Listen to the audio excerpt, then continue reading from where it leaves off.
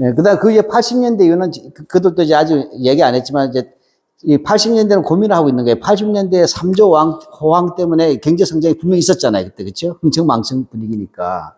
근데 이 부분을 하려고 할 때는 전두환이라는 정권을 하고 같이 결합시켜야 되는데 이 부분이 아직 완전히 정리가 안 되죠. 내심은 전두환 정권을 그 경제 성장을 시키지 않았느냐. 그럼 이렇게 하는데 5.18에 걸리는 거예요. 아직은. 그러니까 이 부분에서 지금 내가 볼 때는 박정희 시대까지는 틀이 잡혀 있다. 그 다음에 전두환을 건너뛰어서는 이제 얘기할 때 정치적으로 가야 되니까. 그래서 경제는 제가 볼 때 대충 박정희 때까지는 틀이 잡혀 있고 80년대, 90년대를 얘기할 때는 경제의 성장을 얘기하면서도 정치와 개치 설명을 하기가 아직 난망한 부분 같다라는 생각이 듭니다. 동시에 정치적으로는 어떤 부분에 주목을 했냐면 이들의 기본축은 뭡니까? 자유민주주의에 입각한 시장 경제잖아요. 그렇죠? 그러니까 이들이 말하는 자유민주주의는 사실 안 써요. 서구에서는. 정치학에서는 나오지만 역사적으로 자유주의가 뭐냐 물으면 자유주의 아는 분이 없어요. 왜냐하면 역사적으로 그러니까 신자유주의 이런 거 말고 흔히 세계사에서 얘기할 때는 보게 되면 뭐냐면 그 19세기 있잖아요. 18세기에서 19세기에 보면 동유럽에는 민족주의의 물결이 일어나고 이탈리아 요 밑으로는 자유주의의 물결이 일어난다는데 정작 자유주의에 대해서 뭔지 설명을 못해요. 저도 세계사 강의를 해봤지만. 근데 어찌됐건 이 누라이트는 자유민주주의라고 하는 부분이 어떻게 형성됐는가를 보고 싶다는 거예요. 경제에서는 시장 경제라고 하는 부분이 대한민국의 성장 동력에 대해서 공산주의보다 사회주의 생산력보다 자본주의 생산력이 낮다는 시장 경제론으로 설명을 하고 그 다음에 프롤레타리아 독재나 스탈린주의에 대해서는 자유민주주의가 훨씬 낫다고 할 때 그건 자유민주주의 역사의 뿌리가 어디서 나왔느냐를 볼 때 얘들은 일제시대 때 나왔다고 봐요. 이것도 같이 알아두셔야 된다는 거예요. 우리가 흔히 식민지 근대화를 하면 경제적 근대화로만 생각하시는데 그게 아니라 뉴라이트는 일제 시기를 문명사의 전환기라고 봐요. 즉 서구 근대 문명이 전환된데 그것이 뭐냐? 자유, 인권 이런 부분들이 바로 일제를 통해서 한국 사회에 정착되었다라고 하는 겁니다. 그러니까 한국 사회에서 볼 때는 도저히 이해가 안 가요. 이건 제가 나중에 식민지 악법 가지고 한번 할 거예요. 다 뒤집어 버릴 거예요. 예. 근데 문제는 그래서 얘들 명확하게 그렇게 하면서 얘들이 제일 강조하는 게 뭐냐면 조선 민사령입니다. 민법이죠, 민법. 왜 그러냐면 토지조사 사업을 했어요. 토지조사 사업을 하게 되면 땅 소유 주인을 확정시키는 거잖아요. 그러면 이것을 어떻게 해야 돼요? 확정시키게 되면 이것을 뭘로 해야 되냐면 등기시켜야 되겠죠. 그러니까 암기할 필요가 없어요. 일제 1910년, 11년부터 14년, 16년까지의 일제의 경제관계 보면 아주 간단해요. 토지조사에서 일물일권주의를 확립한다. 일물일권주의 알잖아요. 하면 그게 맞춰서 부동산 등기제도를 해줘야 되잖아요. 등기제도. 이 부동산 등기제도 하면 여기에 맞는 권리적인 재관계를 확정시켜줘야 되잖아요. 이것이 바로 민법이잖아요. 그죠? 민법이란 사실 재산권이 제일 핵심이란 말이에요. 사건으로서 민법. 그 여기에서 근데 알다시피 여기는 식민지니까 일본 법이 미치지가 않으니까 조선 총독부령 그러니까 율령 아시잖아요. 조례.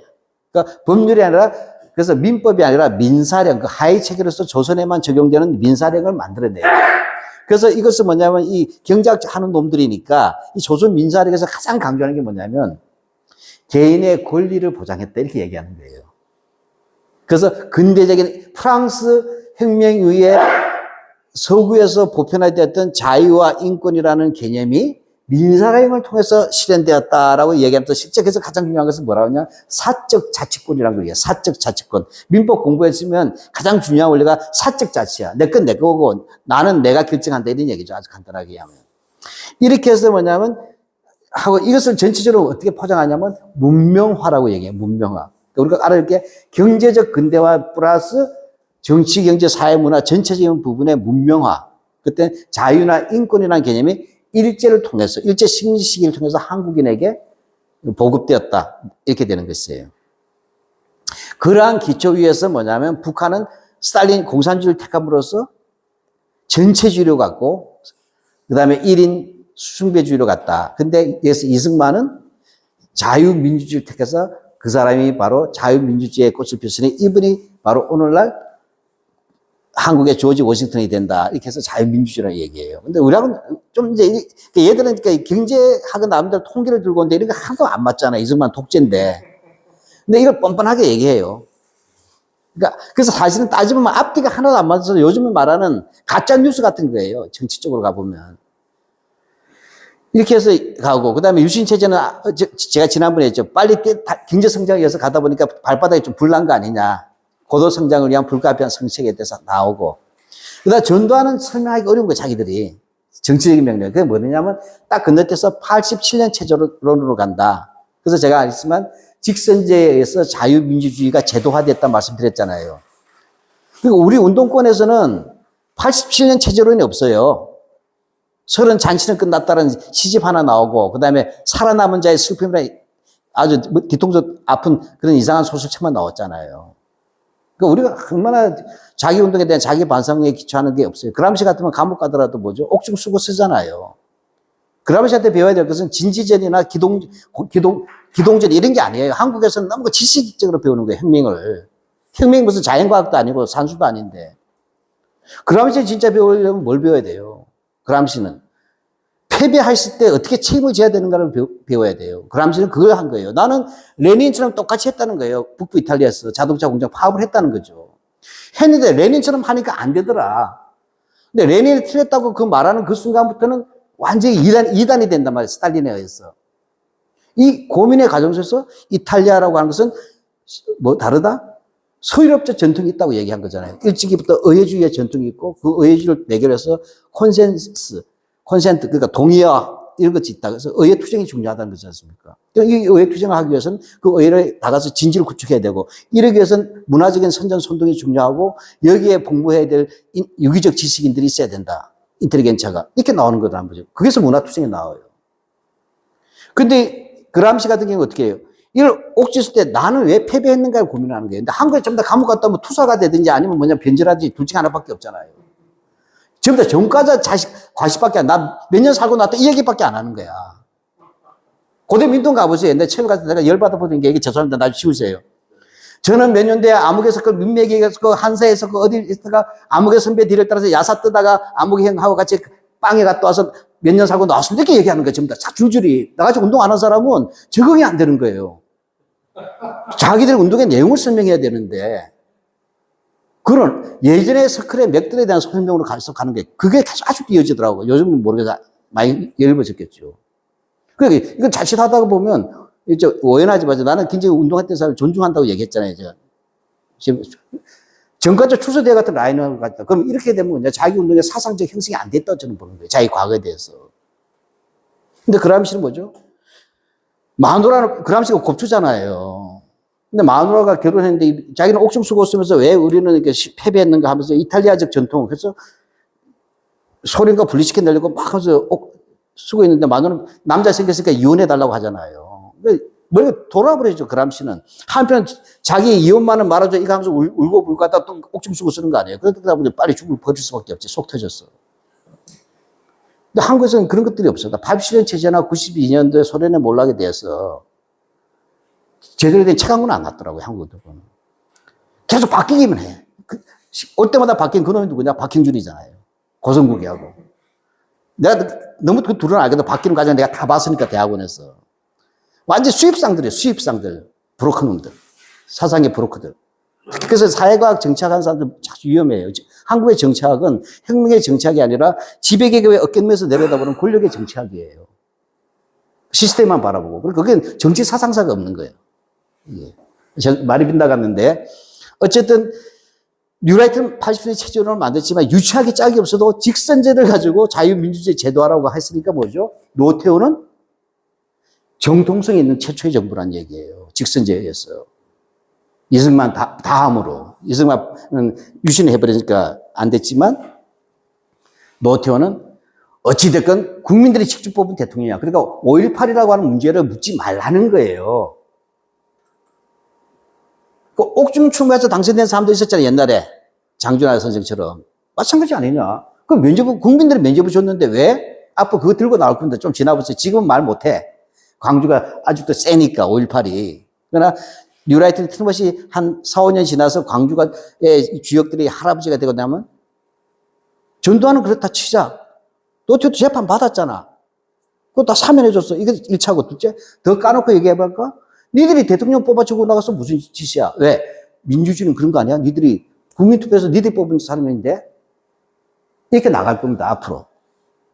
그러니까 그런 거에 대해서 우리가 반박할 수 있는 생각들이 있어야 돼요. 우리는 상식적으로 그 반박을 안 하지만 그들은 상식을 넘어서서 문제 제기를 한단 말이죠. 예. 그런 식으로 했는데 문제는 이들의 자유민주주의에 대한 상은 대단히 엉터리긴 하지만 이게 그들 세계에서 먹힐 거라고 저는 봐요. 예. 부정선거만큼 먹힐 것이다. 예. 예.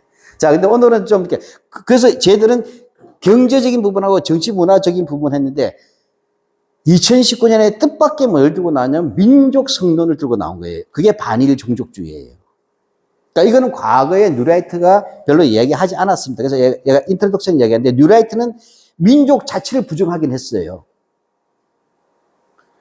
근데 제가 지난번 강의 때 이들은 왜 민족을 부정하냐면 자기들의 입장에서 일제에 의해서 경제성장의 기반이 이루어졌다고 얘기해야 되는데 한국의 역사학자들은 일제는 우리를 식민지 지배했기 때문에 수탈했다고 써야 된다는 민족적 감정에 젖어 있다는 거예요. 따라서 객관적이고 실증적인 통계가 있음에도 불구하고 그것을 외면하고 왜곡하거나 실력이 없어서 경제 통계를 볼 줄 모르니까 토지조사 사업은 수탈이 아닌데도 수탈했다고 지금 교과서에 놓는다 해서 첫째는 일제의 수탈사라고 하는 부분을 식민지 근대화론으로 바꾸기 위해서는 일단은 그 통설이나 정설을 교과서에 싣고 있는 한국의 역사학자들을 쳐야 될 필요가 있어요. 이때 한국의 역사학자들은 뭐라고 하냐?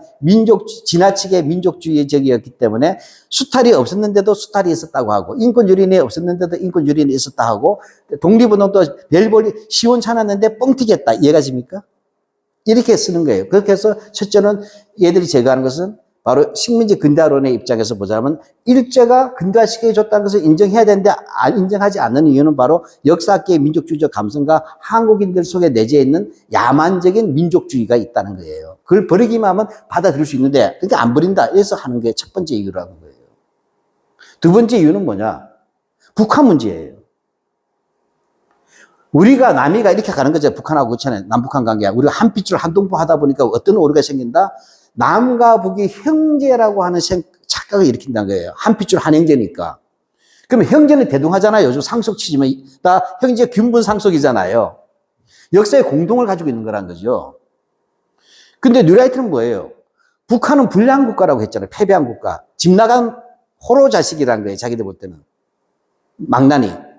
즉 불량 국가인데 민족이라고 하니까 남과 북한을 대등하게 얘기하니까 마치 한반도에 대해서 똑같이 갖는 것좀 착각하게 된다, 권리를. 얘들은 호족에서 판 놈이고 불량국가니까 얘들 인정하면 안 된다. 따라서 뭐냐? 거기는 어디까지나 뭐냐면 북한 주민들이 김일성과 그 아들들한테 포로로 잡혀있는 사람들일 뿐이라는 얘기예요. 마치 그것은 옛날에 북한이 남한을 뭐라고 봤어요? 남조선 민주기지론 아시잖아요. 식민지로서 해방시켜야 될 대상. 추억의 80년대 민주기준은 다 들어보시고 나하고 똑같은 거예요. 요구를 시키면. 그러니까 뭐냐? 민족적 감성이 있다 보니까 자꾸 대등하게 생각하는데 냉정하게 하라. 저기는 불량국가고 그 다음에 우리는 흡수 통일해야 된다. 대한민국으로. 그래서 민족적 감정을 쓴다. 그러다 보니까 그들이 들고 나온 게 뭐냐? 따라서 우리는 역사를 서술할 때 주체는 개인은 필요하죠. 왜냐하면 자본주의, 우리가 경제학 원론을 공부할 때 제일 처음에 뭡니까? 한 개인을 놓고 시작하잖아요. 미시경제는. 그 다음에 거시경제로 간단 말이에요. 개인의, 그게 한계 효용학 같으면 개인의 입맛 같은 거 시작하는 거예요. 어떻게 보면. 그 개인의 이기심이라든지 이런 것들을, 그런 것들이 이제 경제적 동기라고 보면서 가는 축인데, 그 다음에 이것이 집단화될 때는 뭐냐? 민족이 아니고 국민이어야 되고, 그 다음에 그 주체는 국가여야 된다는 거예요. 그러니까 뉴라이트 핵심은 굉장히 중요한 게 국가와 국민이에요. 거기서는 대한민국이 있지 북한 인민민주주의 공화국은 없다는 것입니다. 한반도에서. 다시 말해 우리는 뭐냐? 제 은사 선생님이 말씀하셨지만 너는 지금 어느 시대에 살고 있냐 할 때 대한민국 시대에 살고 있는데 하면 틀렸다고 우리 배웠어요. 옛날에 80년대. 아니다. 너는 분단 시대에 살고 있다. 이렇게 들었잖아요. 우리가 분단 시대에 살고 있다는 얘기하고 대한민국 시대에 살고 있다는 말은 전혀 다른 거잖아요. 그렇죠? 내 삶의 방식이나 관계가. 근데 얘들은 분단 시대라는 말을 제거하고 대한민국 시대라고 봐야 된다는 거죠. 역사의 주체는. 자, 그렇게 되는데 그런 배경 속에서 이들이 이제 좀 더 극단화해가지고 이들이 이렇게 해서 쫙 해가지고 국민의 역사를 쓰고 싶은 거예요. 이용호는 그래서 자기는 일본에 꼭 알아둬야 될 사람이 있습니다. 도쿠토미 소호라는 사람이 있어요. 그러니까 이거 쓰는 건가요? 이게 여기도 쓰면 안 되는 거 아닌가? 아니죠. 네, 요즘은 아주 그냥 전자편이 여기 있군요. 죄송합니다. 죄송합니다. 도쿠토미 소호. 도쿠토미 소호라고 있어요. 일제강점기에 경성일보라고 있어요. 우리가 매일신보 아시잖아요. 조선총독부 기간제. 그거는 조선어판이고 일본인을 위한 매일신보가 있어야 되잖아요. 그게 경성일보예요. 그러니까 이 경성일보는 주로 조선에 있는 일본인들이 보는 서울신문이라든지 옛날 신문 매일신보가 되고, 경성일보 부사장이에요. 어쨌든 얘가 뭘 했냐면 자치론을 흘린 놈이에요. 3.1운동 이후에 자치론. 근데 이 사람이 90몇 권인가 100권 가까운 책을 썼어요. 이 사람이 언론인이고 문필가죠. 그리고 우익사상가입니다. 근데 이 사람이 쓴 책 중에 하나가 국민의 역사라는 방대한 책이 있어요. 일본인을 어떻게 인식해야 된다? 대일본 제국의 국민으로 인식시켜야 된다. 집단을 어떻게 놓냐 이거죠. 우리 같으면 90년대는 뭐라도 90년대 이전에는 시민운동이라는 말을 안 썼잖아요. 그렇죠? 민주였잖아요. 삼민운동. 근데 90년대 와서 우리가 시민운동이나 틀이 만들어지잖아요. 그렇듯이 그 시민으로 포섭하느냐, 집단제 민족으로 포섭하느냐, 국민으로 포섭하느냐 할 때 이 도쿠토미소는 대일본 제국이 국민으로 하자는 거예요.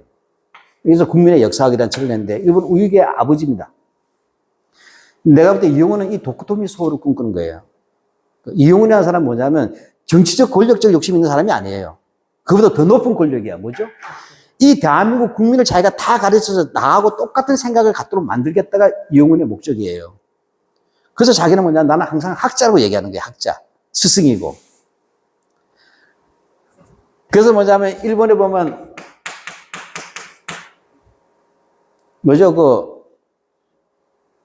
일본에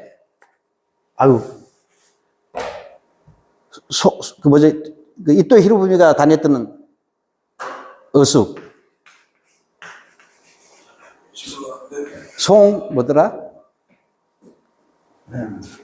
있어요. 요거를 흉내낸 게, 네. 여기가 이토 히로부미라든지 일본의 수상이 6명 나온 데예요. 갑자기 제가 이 사람이랑 기억이 안 나네. 진정한 일본 극우의 아버지인데, 그 사람을 이어받은 게 도쿠토미 소호거든요. 근데 이걸 흉내내서 만든 게 뭐냐면, 혹시 마스시다 정기용숙 들어보셨어요? 예. 마스시다 정기용숙, 마스시다라는 사람이 정기회사가 뭐냐면, 일본의 엘리트를 키워야 되겠다는 거 아니에요. 그 엘리트는 이것을 샘플을 놓고서 만든 거예요. 이거 샘플을 놓고. 그래서 마스시다 송화어숙이라는 걸 만들죠. 자기가 이름이 마스시다니까 정경숙을 만들죠. 송화 정경숙. 만들어요. 이걸 미국으로 치면 케네디 스쿨에 해당하니까. 그러니까 한국에서도 이거 흉내낸 게 뭐예요? 이거 흉내내서 만든 게. 민족사관고등학교예요. 우리는 한 등급 떨어져요. 그러다 민족사관고등학교는 그 사장이 파스텔 하다가 돈 많이 못 버는 바람에 어떻게 됐어요? 지금은 그냥 특목고가 돼버린 셈이죠. 쇼카 선주권입니까? 학교가? 요시다 쇼인이 운영했던. 예. 쇼카라고 하지 않고 마스시다. 그 응독을 하지 않고 훈독합니다. 또 히로미가 다닌 학교. 쇼카 선주권. 한자가 송한가? 송화천수. 이것도 알아야죠. 한자 송화천수이라고. 촌수, 그죠? 네. 네. 송화천의 네. 쇼카. 송화촌수. 일본 수상 6개 나온 거예요. 네. 그러니까 이렇게 하려다 보니까 자기가 볼 때 이런 식으로 해서 한국 사회, 한국 국민들 자체를 뇌를 일본말로 하면 분과의 소재, 분해 세척시켜서 자기 사상을 만들고 싶은 거예요. 그러다 보니, 그런데 이렇게 하려고 해서 MB하고 손을 잡았고, 그 다음에 박근혜까지 손이 갔는데, 주변은 다 정치로 갔는데 자기는 이제 별로 빛을 못 본 거예요. 그러다가 문재인이 들어서게 되면서 2019년이 오잖아요. 그렇죠? 그러면 임시정부 100주년이 되고 3년도 100주년이 되면서 민족이 다시 떠오르게 된단 말이에요. 그러니까 열불 나가지고 한국인은 글러먹었다 해서 뭐냐면 드디어 자기가 강연한 것이 한국인의 민족성이에요. 정확히 한국인의 민족성 비판이고 또 다른 말로 하면 민족주의 비판. 예. 놀라운 거죠. 우리나라에서 민족주의 비판에 대한 책이 나온 적이 거의 읽어보신 적이 없잖아요. 그렇죠? 찬양 책을만 해도. 자, 그런 배경자가 길었는데, 그래서 식민지 근대화론에서 이제 새롭게 하나 이게 추가가 됐고, 이것이 바로 자기는 뭐라고 부르냐면 한국의 민족주의는 민족주의가 아니라 서구에서 나온 민족주의하고 다르다는 거예요. 그보다 열등하다. 뭐냐? 이거는 종족주의다. 그것도 뭐냐? 일본을 반대하는 감정적인, 증오적인, 따라서 이게 뭐냐? 샤머니즘적 종족주의라고 얘기해요. 주술적이다. 내가 볼 때 김건희나 윤석열이가 더 주술적인데. 예. 자, 그렇게 하기 위해서 뭐냐? 한국의 그 특징을 거짓말을 잘하는 민족부터 시작해요. 자, 넘어가겠습니다. 앞에 인트로덕션이 길었지만 배경을 이해하기 왜 뜬금없이 나온단 말이죠. 예, 다음 페이지 좀 부탁드릴게요. 예. 자, 그럼 이런 거예요. 요즘 조갑제가 조갑제하고 정규제가 윤석열을 비판하다 보니까 그 사람들이 참 좋은 할아버지 같지만 그런 놈들 아니에요. 네. 걔들 박근혜 쫓겨난 것에 대해서 비분관계가 있는 그룹들이에요. 자, 이게 시작 이렇게 합니다. 한국의 거짓말 문화는 이혼에 강의한 내용을 썼는데 강의한 내용을 아주 많이 고쳐가지고 문장을 이렇게 참 쉽게 했어요. 그러니까 지적 수준이 높지 않아도 돼. 근데 진보는 지적 수준이 높아야만 읽을 수 있는 책 쓰잖아요. 진짜 고쳐야 돼요. 그러니까 마르크스가 썼던 문체, 앵겔스가 썼던 문체, 그러니까 문체 반정을 잘 봐야 돼요. 그 다음에 어디 가죠? 이것이 중국의 마오에 가서, 그죠? 글자 변해지고, 그 다음에 문장이 바뀌잖아요. 왜냐, 빨치산 교육할 때 앵겔스 책 같은 거 읽을 수 있겠어요? 머리 터지지. 그 다음에 어디 가요, 이것이? 김일성한테 가잖아요. 확 문체가 바뀌어버리는 거예요. 그런 거, 문체는 사상과 노선과 관계가 있어요. 근데 우리 민주당 애들도 방송하는 거 보면 말을 자꾸 고급스러운 말을 써요. 못 알아들어요, 그러면 일반인들. 우리는 고급스러운 놈들은 어차피 윤석열 안 찍어요. 그 어중간한 사람들한테 알려준 단어를 써야 되는데 이용훈이가 그걸 잘해요. 제가 보니까. 그래서 쭉 이렇게 해요. 내용은 개판이라도.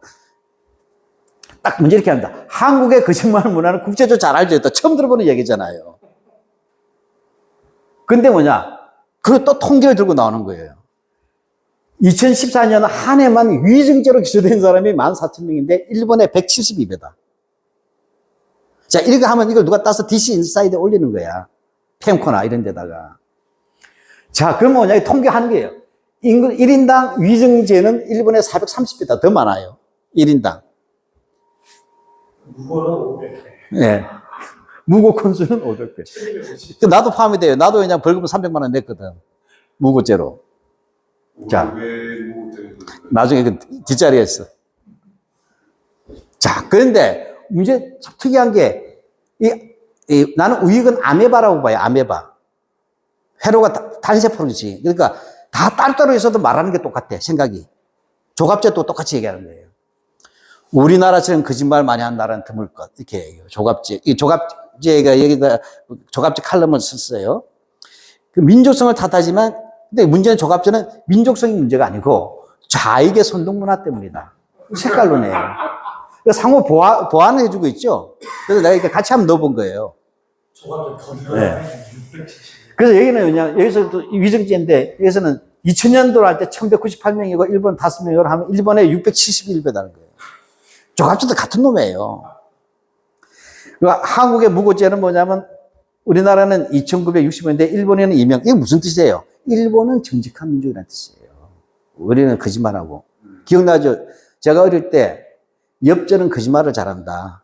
그래서 때려야 한다 그랬어요. 실제로 제가 1944년, 3년대에 나온 노무관리 지침, 그러니까 징용공들 있잖아요. 조선인 징용공에 대해서 할 때 그걸 써요. 조선인들은 거짓말을 잘하고 게으르고 나태하고 하기 때문에 좀 강압적인 수단을 써야 된다. 그다음에 때려라 얘기잖아요. 그게 노무관리 지침서니까. 그러니까 식민사관은 그렇게 이용된 거예요.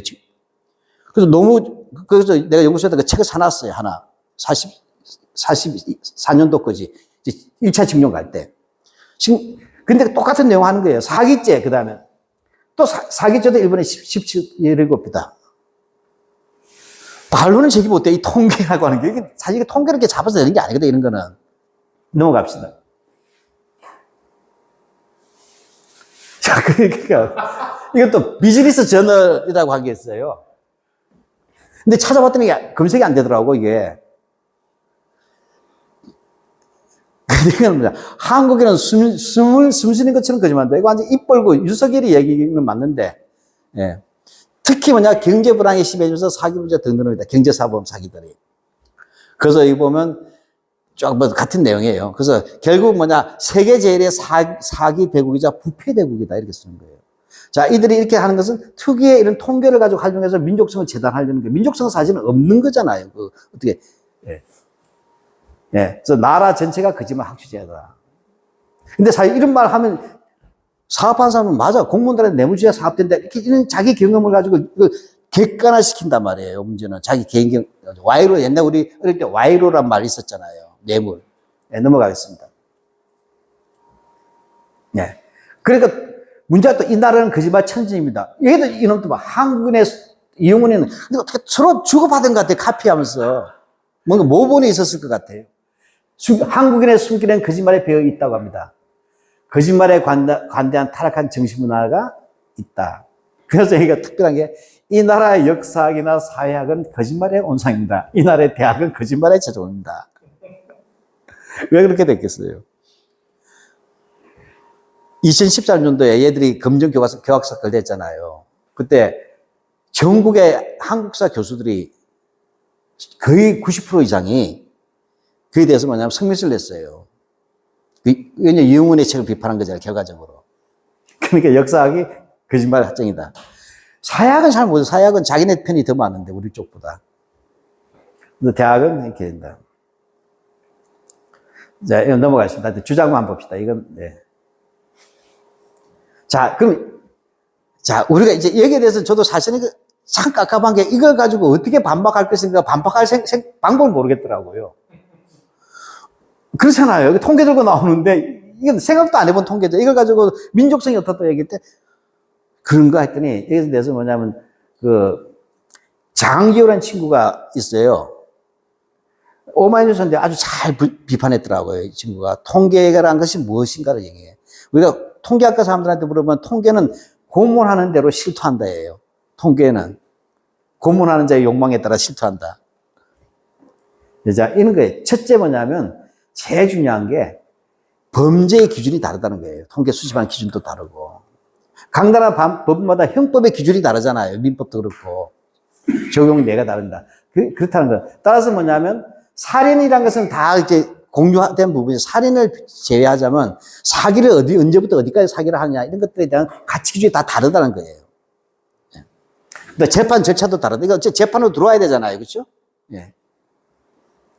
그런데 미국의 경우에 보면 미국의 경우에 사기 재산 범죄 사건이 8.4%인데 우리나라보다 훨씬 작다는 거예요. 예. 그 이유가 있다는 거죠. 여기서, 그러니까 지금 뉴라이트의 주특기는 여기까지만 항상 분석해요. 표까지만, 통계까지만. 미국은 8.4%인데 우리는 32.8%다. 사기 범죄가. 그런데 여기서 해서 거짓말 제일 잘한다고 얘기한 거잖아요. 그러면 원래 제도 분석하려면 미국에서 가장 중요한 것은 고소와 고발 제도잖아요. 이게 그렇다면. 근데 뭐냐. 한국은 고소 고발에 맞는 국가예요. 우리나라처럼 쉽게 고소 고발 잘 된 나라가 어디 있어요. 국회의원들도 막 고발하지 수십 개가 있죠. 수백 개가 있어요. 지금 국회에는. 즉 미국은 고소나 고발을 무조건 받아주지 않는다는 거예요. 그래서 미국에서 대신 뭐냐면 미국에서 사기 같은 것의 분쟁의 90%는 기소되기 전에 중재 조정 시스템에서 다 조정된다는 거예요. 그러니까 재판으로 안 간다는 거예요. 그만큼 이제 교섭에 대한 조정제가 많다는 거죠. 근데 우리는 그게 없잖아요. 변호사도 먹고 살아야 되니까 뻑하면 고소하는 거라는 거죠. 그러니까 한국에서는 사기라고 고소되거나 기소되거나 유죄가 되리지 미국에서는 범죄가 아니란 거예요. 그러니까 통계 안 잡힌다는 거예요. 애초부터. 그러니까 이런 걸 우리가 모르는 거, 걔들도 모르는 거죠. 이해가셨죠? 이런 거는. 넘어가겠습니다. 자, 그리고 또 한국에서는 사기 범죄인데 일본에서는 사기 범죄 아닌 게 비일비재하다는 거죠. 장기호라는 친구 해보니까. 근데 이 갓도 마사노부라는 사람이 있나요? 그 법학자인가 본데. 일본인의 절반 정도는 자기 권리가 침해당했다고 하더라도 대단한 것이 아닌 한 법원에 안 간다. 왜? 돈이 많이 든대요. 쉽게 말하면 가성비가 없다는 거예요. 가성비. 이게 제일 크잖아요. 내가 300만 원 받으려고 변호사 500만 원 쓸 수 없잖아요. 그런 거라는 거죠. 예. 미국과 마찬가지다. 역시 일본도. 그러니까 이런 사회적 환경이나 법률적 구조를 봐야 되는데 이걸 안 보고 얘들은 숫자를 맹신하고 있다는 거죠. 뉴라이트는. 그걸 악용하고 있다. 맹신뿐만 아니라. 일본은 뭐냐? 고소고발의 접수가 굉장히 까다로운데 고소고발의 3분지가 반려되거나 자진 철회된다. 일본의 통계를 보면. 뭐 이런 건 객관적이잖아요. 그렇죠? 네. 네, 그래서 뭐냐면 미미한 사기나 횡령 등에 대해서는 접수 자체를 아예 안 하는 경우가 대부분이다. 일본에서는. 네. 그래서 굉장히 뭐냐면 이 신고한 사람이 일일이 다 수집을 해야 되는 거예요. 모든 자료들을. 해서 내야만 간신히 뭐냐면 고소고발이 수리가 된다는 거예요. 네, 그런 정도다. 그래서 한마디로 하면 일본의 경우에는 지나치게 까다로운 일본 수사 당국의 관행으로 인해 민원인은 고소고발에 앞서 각종 중재제도와 민사를 이용하는 것이다. 형사사건보다는. 이렇게 된 거죠. 예. 그래서 상당수 아예 법에 맡기는 것이다. 참고로 제가 어디서 책을 봤더니 일본에서는 검사가 사건 하나 지면 5년이 간지 10년이 간지 모를 정도로 합니다. 그렇게 한가하대요. 일 안 하고. 예, 넘어갑시다. 예, 그래서 뭐냐면 한마디로 이 장교시 이야기는 수사당국의 문턱이 너무 높은 게 일본이라면 우리는 지나치게 고소고발이 지나치게 용이해서 남발되는 것이다. 이것을 봐야 된다는 것이에요. 네. 우리나라는 고소고발이 아주 간소합니다. 고발하시게 되면 바로 해준대요. 네. 네. 그래서 뭐냐면, 그러면 어떻게 통계해보자. 그래서 실제 한국은 일본에 비해서 연간 고소고발 건수가 50배를 한다. 인구수를 대비하면 일본은 1억이니까 100배가 되는데, 예. 실제로 뭐냐, 우리가 볼 때, 기소율은 뭐냐, 16.2%밖에 안 된다는 거예요. 이게. 사실은. 고소고발률은 높지만, 기소율을 봐야 되지 않나요? 기소율. 기소율은 16.2%밖에 안 돼. 10% 까야 된다는 얘기잖아요. 네, 넘어가겠습니다. 자, 근데 이제 이거는 최인섭이라는 친구가 쓴 논문인데 세계 주요 도시의 범죄 발생 추세를 비교 분석한 거예요. 그래서 독일, 일본, 대체 우리 이미지는 독일하면 정직하고 근면한 걸로 돼 있잖아요. 검소하고.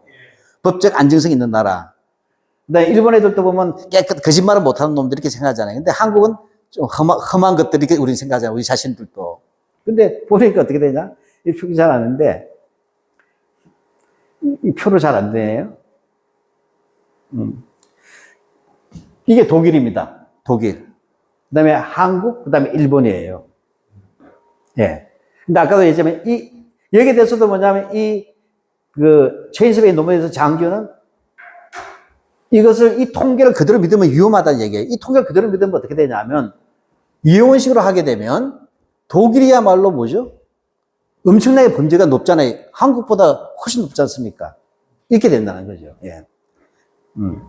그래서 뭐냐면, 이거 조심할 때 보면, 국제적으로 얘기할 때 네이션 마스터라고 하는 데서 사기 범죄라는 걸 정리했는데, 이건 이거예요. 영혼 방식으로 네이션 마스터가 정리했는데, 각국의 아까 말했던 사법 체계죠. 고소고발해서 기소되는 방식을 무시하고, 건수로만 봤을 때, 1000명 다 사기 건수 하면 독일이 제일 많답니다. 독일. 그 다음에 영국, 뉴질랜드, 스웨덴, 오스트리아, 핀란드, 캐나다, 한국, 노르웨이예요. 핀란드가 그러면 그게 문제. 우리가 믿었던 독일이나 영국 같은 나라는 뭐예요? 사기꾼의 나라예요. 뉴질랜드, 네. 핀란드. 그러니까 그렇기 때문에 이걸 뭐냐면 통계로 쓰지 않는다는 거예요. 왜 안 쓰냐? 첫째는 이 시스템이 문제가 있다는 거죠. 각국의 사법 체계라는 것을 분석하지 않고서 하게 되면 이런 기계적 응용이야말로 무식하다는 얘기예요. 둘째는 뭐죠? 이거는 우리가 이 통계만 믿게 되면 뭐가 돼요? 아, 독일 놈들은 민족성이 거짓말 민족이 돼서 굉장히 위험하게 된다는 거예요. 이런 반박이 나오면 제 반론이 있습니까? 이용훈 쪽에서. 없어요. 네, 이건 없어요. 넘어가겠습니다. 경제는 제가 반박하는데. 예, 그래서 뭐냐면 또 하나가 뭐냐. 그래서 아까 통계는 이해하셨죠? 아, 그러니까 통계 숫자만 보는 게 아니라 각각의 그 나라의 구체적 사법 체계를 보아야 된다는 것이고, 둘째로는 그것만 가지고 또 사법체계 안 보고 그것만 공개했다가는 독일인은 거짓말 민족으로 될 거 아니에요. 사기 민족으로. 그건 굉장히 악영향을 미친다. 그래서 공개하지 않는 거래요. 예. 자, 근데 뭐냐면, 이런 건 너무 이렇게 깊게 들어가서 저도 잘 몰라요. 예, 근데 하여튼 간에 쉽게 말하자면 지금 한국은 한마디로 얘기하면 고소고발이 너무 쉽게 되는 게 문제라는 거예요. 그래서 오히려 이것은 뭐냐면 지금 오히려 한국도 이제 고소고발의 남발을 줄여야 된다. 근데 국회가 이제 고소고발을 지금 많이 하고 있잖아요, 서로. 국회의원들끼리. 그러면서 같이 마주보고 욕하고. 예. 예.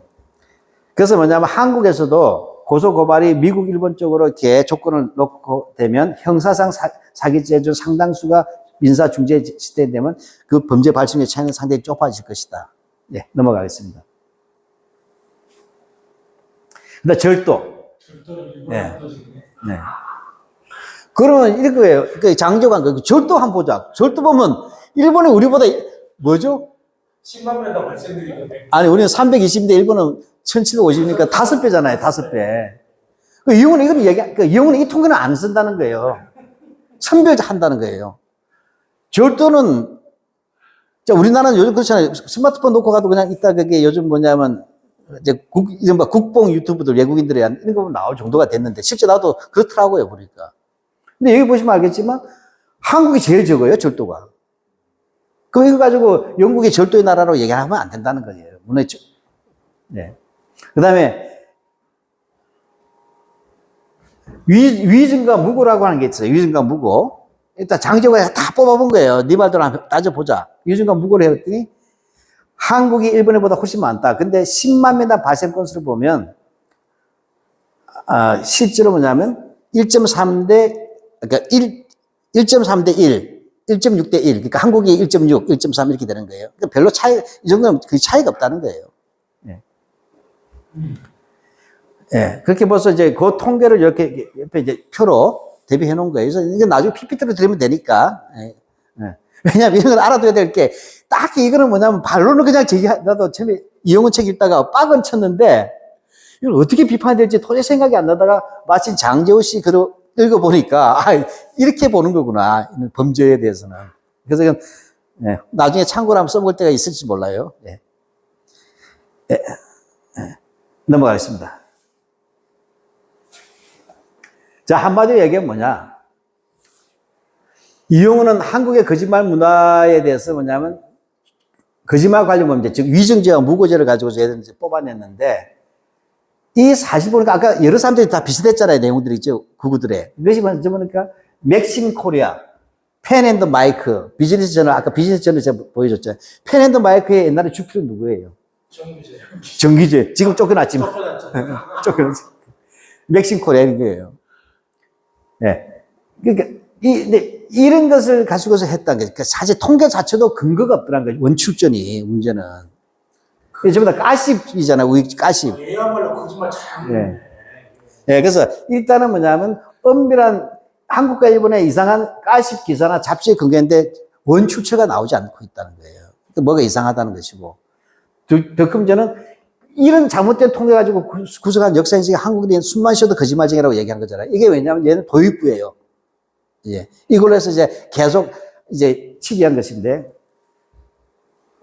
그래서 뭐냐, 이혼에는 이 말 하는 이유가 뭐냐, 결론이 이거예요. 왜 한국인이 제일 거짓말을 잘하게 됐느냐. 그 탓이 뭐냐? 5,000년 동안 내려온 샤머니즘의 종족주에서 비롯한 원초적 민족성 때문이다. 그래서 이렇게 해서 민족성을 이행하기 위한 거예요. 그래서 이용의 핵심은 뭐죠? 현재 니들은 거짓말 잘한다. 왜 이렇게 됐을까? 그거는 뭐냐? 민족주의라는 걸 가고 있는데, 이 민족주의 알고 보니까 형편없는 거다. 거짓말하는 놈들이니까. 이건 뭐냐? 주술적인 종족주의다. 근대적 민족주의도 아니다는 거예요. 예, 그러니까, 이 샤머니즘 종주제에 근거한 원초적 민족성. 이건 일본 애들도 이렇게 쓴 적이 없거든. 심사학자들도. 이 말을 하기 위해서 도입부를 넣은 거예요. 예, 그래서, 그러다 보니까 결과적으로 뭐냐? 이걸 보고 나서 이제 뭐냐? 보니까 처음에 식민지 근대화라는 것도 통계가 좀 있었잖아요. 그래서 그러니까 이게 잘 모르는 사람들은 뉴라이트가 맞는가 보다 했어요. 특히 사회과학 하는 사람들은 통계를 좋아하니까. 근데 이걸 읽고 이철우가 좀 이상하다고 생각을 바뀐 거예요. 이종찬. 예. 그렇죠. 그래서 이철우가, 나는 옛날에 한국 해방전후세 재인식에 난 같이 필진으로 참가했지만 이영훈 쪽에 그 역사학계 대한 비판 필요한데 너무 나갔더라 이제 이영훈이는. 얘는 이 정도 나가기엔 정치 담론이지 학술 담론이 아니지 않냐 하는 거예요. 근데 쉽게 말하면 이거 한마디 하면 민족 성년회가 쓰는 것 자체가 제국주의 사관이잖아요. 우열을 가리는. 네, 넘어가겠습니다. 네. 근데 진짜 가장 무서운 건 뭐냐? 이건 또 장제우 이야기인데, 정말 악질적인 것은 범죄를, 그것도 좋은 걸 하면 괜찮아요. 검소화되는 걸 하면, 예를 들면, 검소성 가지고 해가지고 이야기를 하면, 그건 독일이 더 검소해 하더라도 이건 별로 그렇게 문제가 안 나지만, 사기를 잘 치르게 해서 해버리면 문제가 발생하잖아요. 이건 페미니즘한테 오해받을 수 있지만, 예를 들면 우리가 여자한테 아름답다고 얘기할 수 있잖아요. 안 이뻐도. 근데 못생긴다면 성적 혐오감 유발하잖아요. 이해가십니까? 지금 비유가 좀 적절치는 않지만 이해를 해주세요. 그러니까 쉽게 말하자면 국민성을 범죄율로 통계하면 나쁜 것만 보게 만들잖아요. 이미지를. 악의적 이미지를 만들어낸다는 거예요. 예, 그래서 절대 하면 안 된다. 그래서 뭐냐면 만약 이용훈처럼 사기범죄나 거짓말로 가지고 국민성이나 민족성을 얘기하게 된다면 온갖 인종, 흑인은 어떻다는 게 있잖아요. 블랙은 어떻다. 사실 미국에서 범죄는 흑인이 많을 거 아니에요. 그렇지만 아무도 그거 가지고 흑인이 범죄 집단을 얘기하지 않잖아요. 미국에서 그거 하는 그 순간은 헌법에서 유언이 될 거예요. 여기 밑에 나오네, 그것이 또. 네. 이런 식으로 가는 대단히 위험한 인종주의로 간다고 했어요. 이용훈에는 민족주의를 비판하고 민족 성론을 이야기하는 동시에 뭐냐, 그런 순간 어느덧 자기는 뭐냐, 인종주의자라고 하고 있는 거예요. 예. 그래서 이게 뭐냐면, 우리가 국제범죄 통계를 할 때 유엔 마약범죄 사무소라는 게 있답니다. 유엔 ODC가. 근데 여기서 뭐냐면,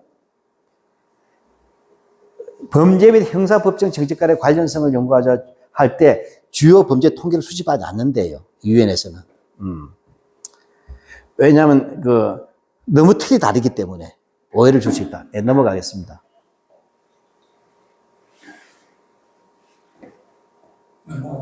다음 페이지. 제가 하면서도 사실 이런 것까지 비판해야 되나 싶을 정도로 머리가 아팠어요.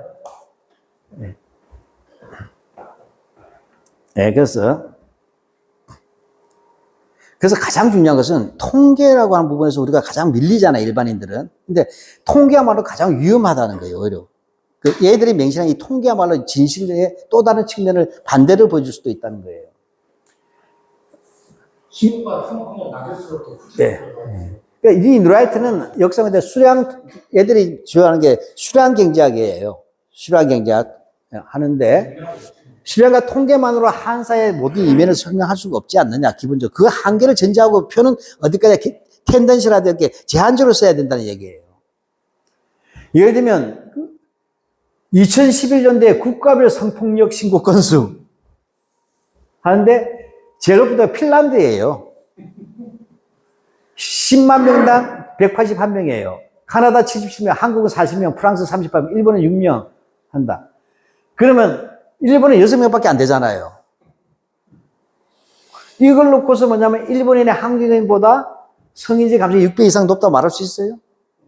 일본은 미투 하는 그 순간에 그 여자는 매장되잖아요. 이심에 당하고. 많이 보셨잖아요. 그렇죠? 일본에. 성인의 본 사람이 28%나 되는데 그 28% 가운데 뭐냐 하면 63.4%가 참았다예요. 왜? 따돌림 당할까봐. 일본에서는. 일본의 그 사회가 그렇잖아요. 네. 그렇기 때문에 단편적인 통계와 수량 데이터로 사회 현상을 정의하는 것은 매우 위험하다. 여기다가 철학적 관점, 민족 성론 이런 걸 관찰하게 되면 역사는 더욱 복잡해진다는 얘기입니다. 네. 넘어가겠습니다.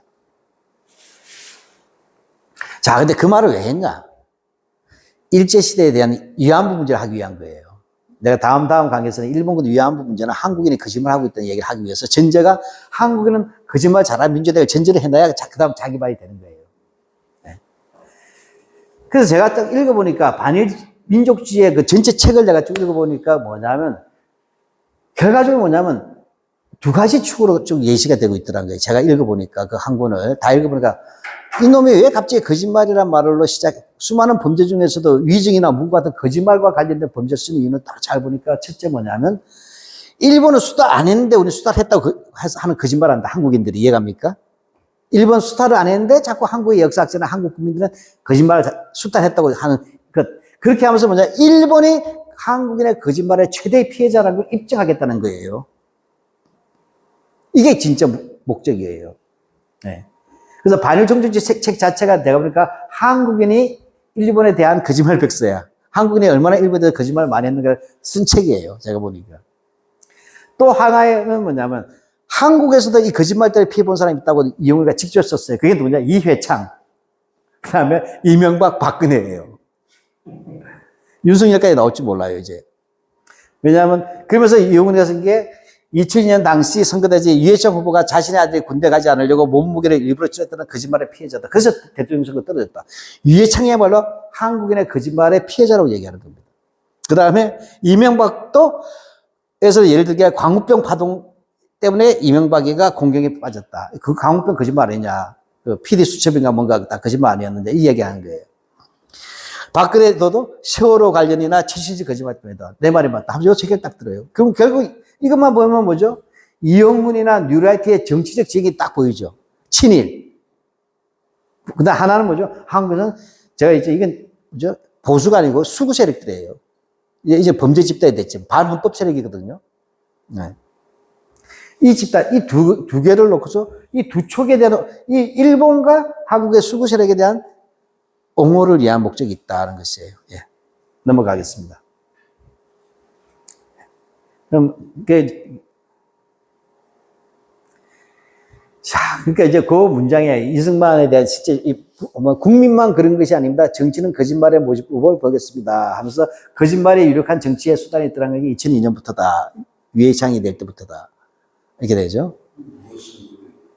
이건 이용훈이가 쓴 거예요. 반일 종족주의. 예. 반일 종족주의는 예. 출제를 내가 안 썼나? 예. 유해창 아들 아까 얘기했던 그거죠. 그것은 거짓말이었습니다. 그렇지만 그 거짓말 때문에 대통령 선거 판세는 바뀌어서 이후 이 나라의 정치는 거짓말의 파노라마였습니다. 이렇게 얘기해요. 제가 볼 때 이렇게 얘기하면 윤석열은 입벌군대. 예, 넘어가겠습니다. 이명박. 2008년 광우병 파동 기억하실 것입니다. 뇌에 구멍이 송송 뚫려준다.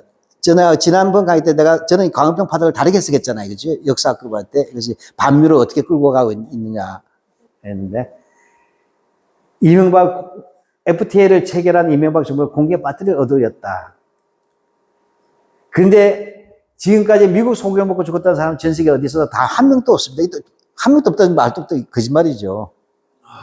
광우병 소들만 죽나? 먹은 사람은 20년 있다 발병한다는데 그걸 어떻게 합니까?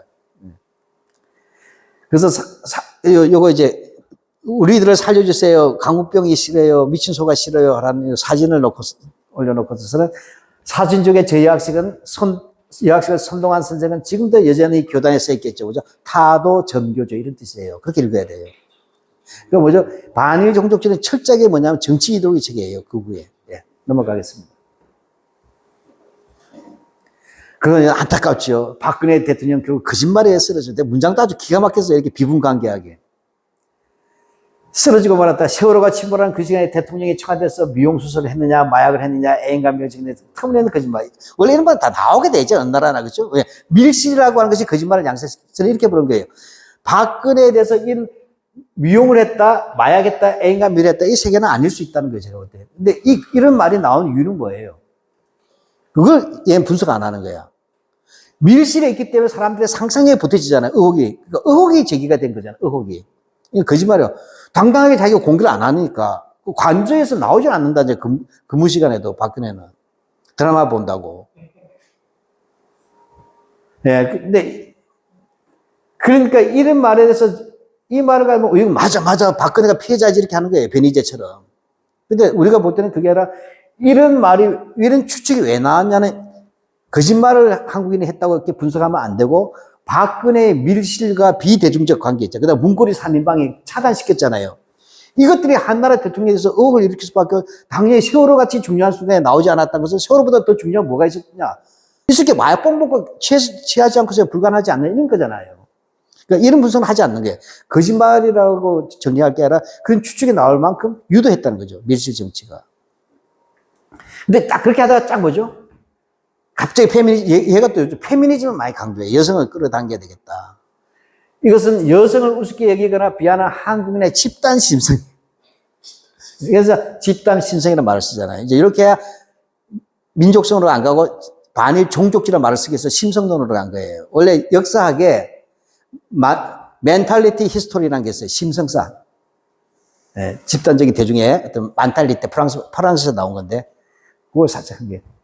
그렇게 함으로써 최순실 같은 데는 거짓말의 광란이었다. 넘어가십니다. 근데 액면 그대로 가면 속아 넘어가는 거예요.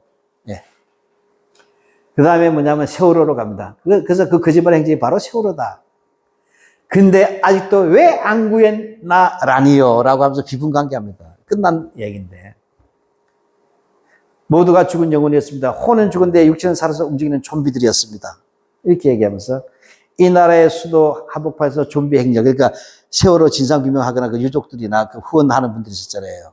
이런 분은 좀비라고 얘기하는 겁니다. 예. 좀비. 논문이 아니라 뭐 완전히 수필이네, 수필.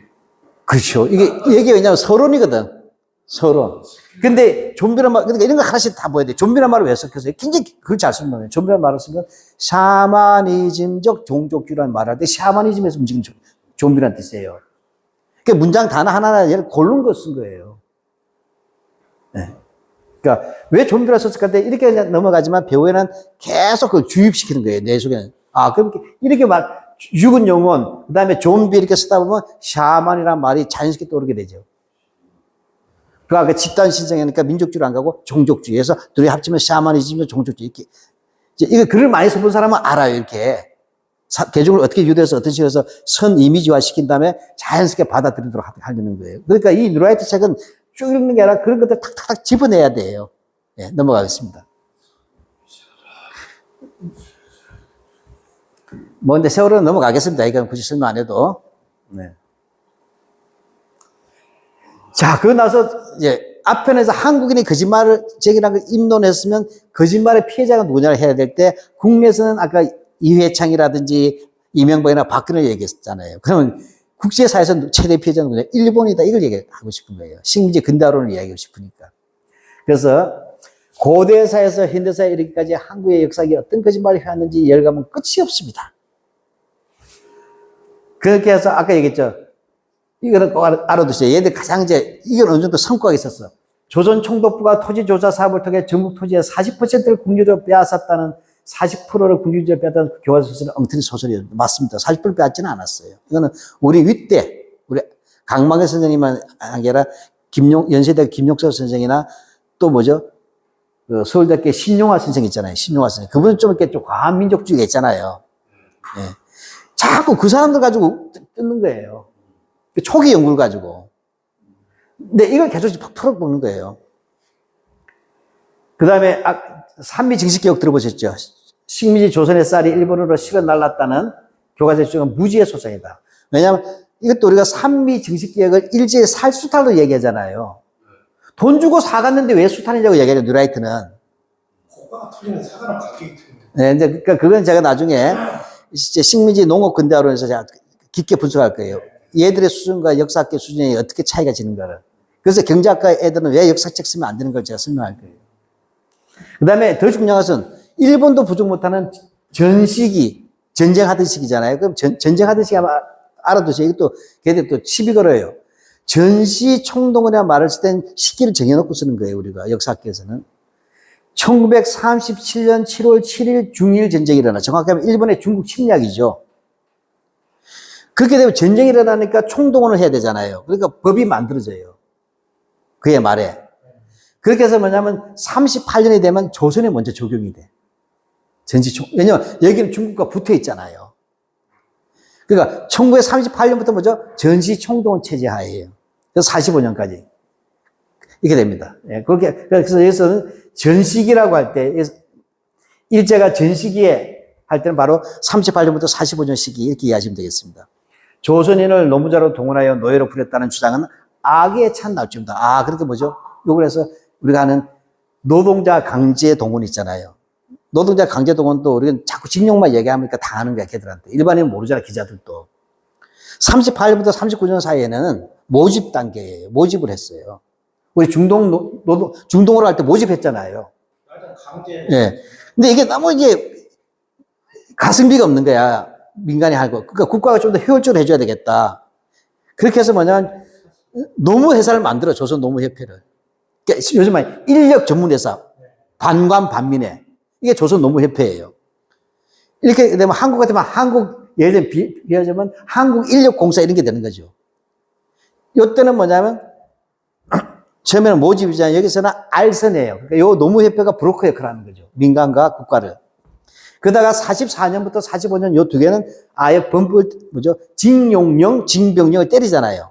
요때가 징용이에요.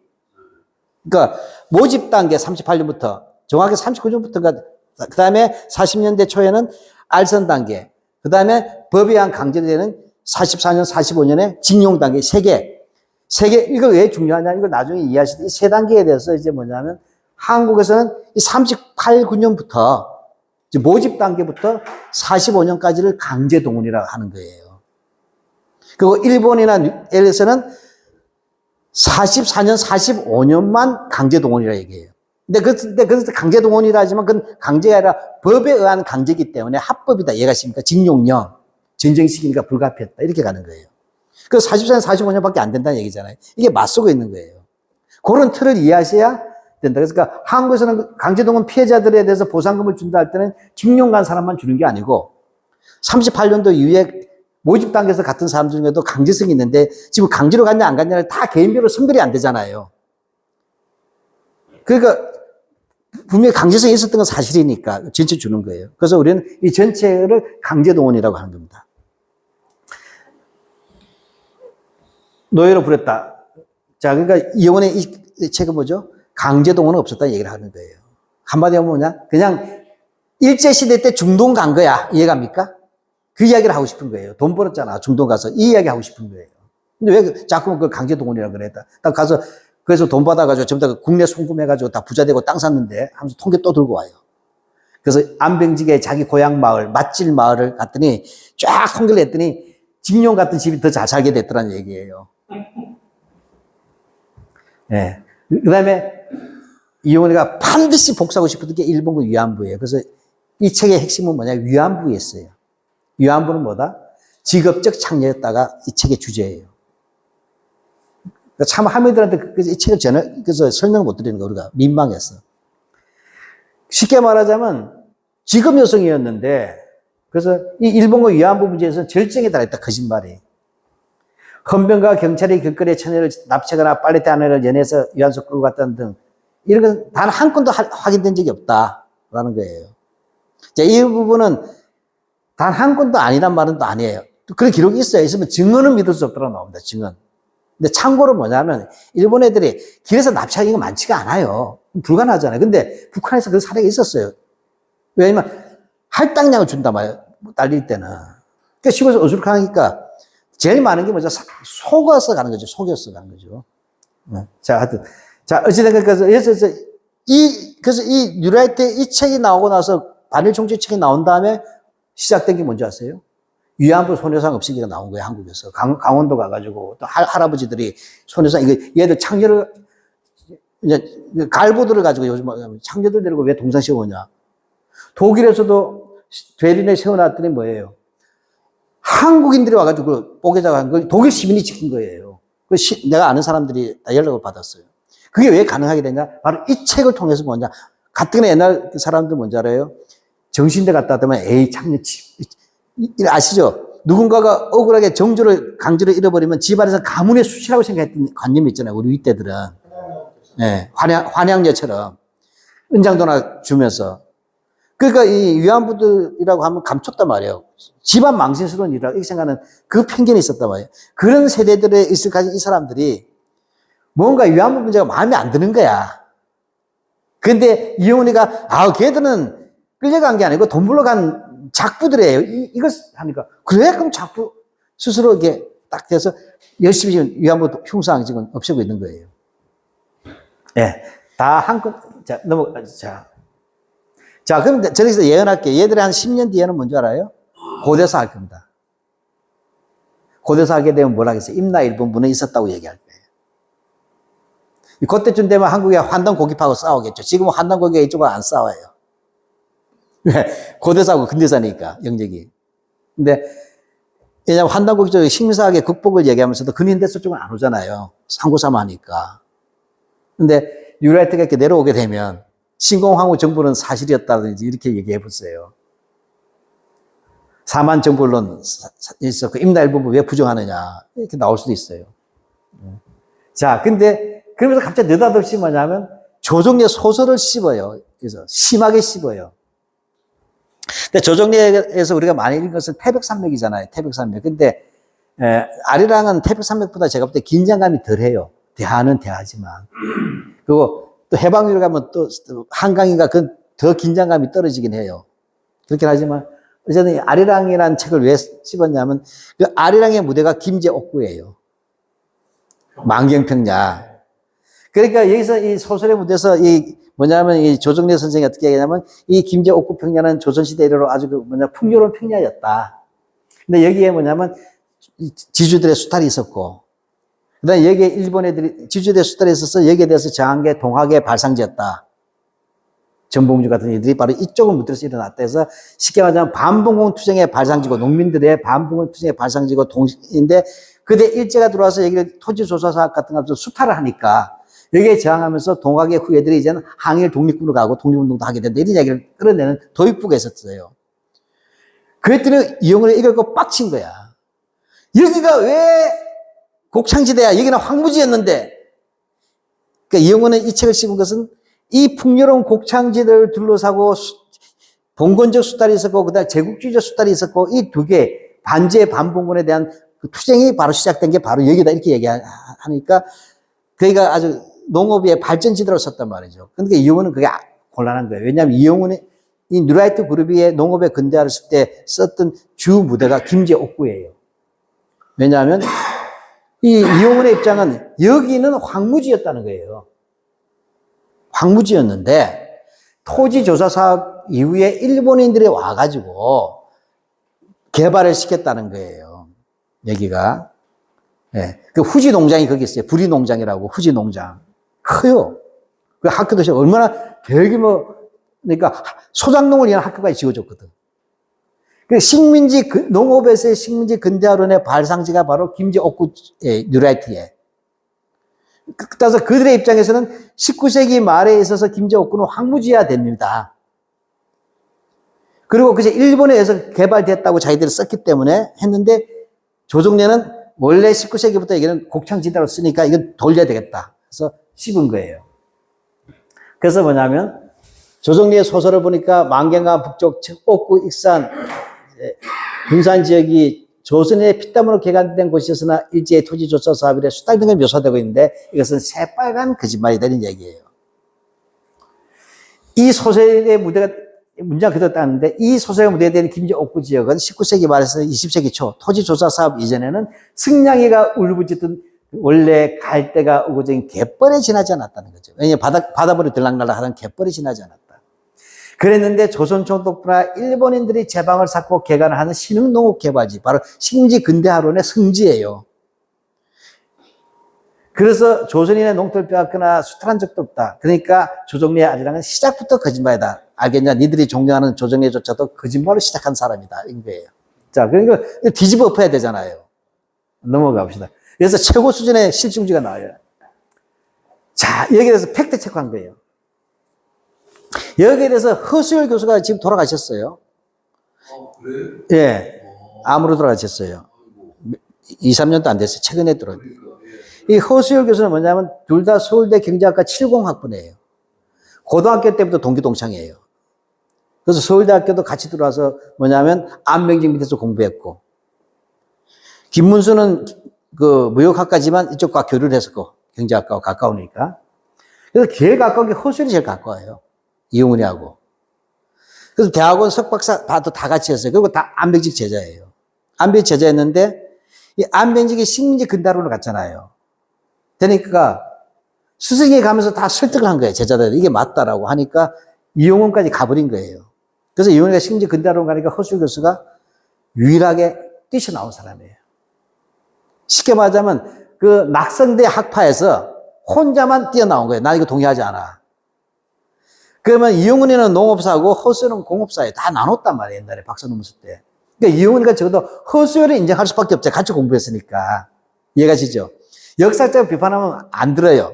근데 허수일은 자기 동기 동창이고 같이 공부하고 같이 통계를 같이 한 사람이었단 말이죠. 그래서 허수일 교수가 뭐냐면 뒤진 거예요. 정말로. 그럼 거기가 뭐가 있어요? 벽골제가 있었죠. 벽골제, 우리.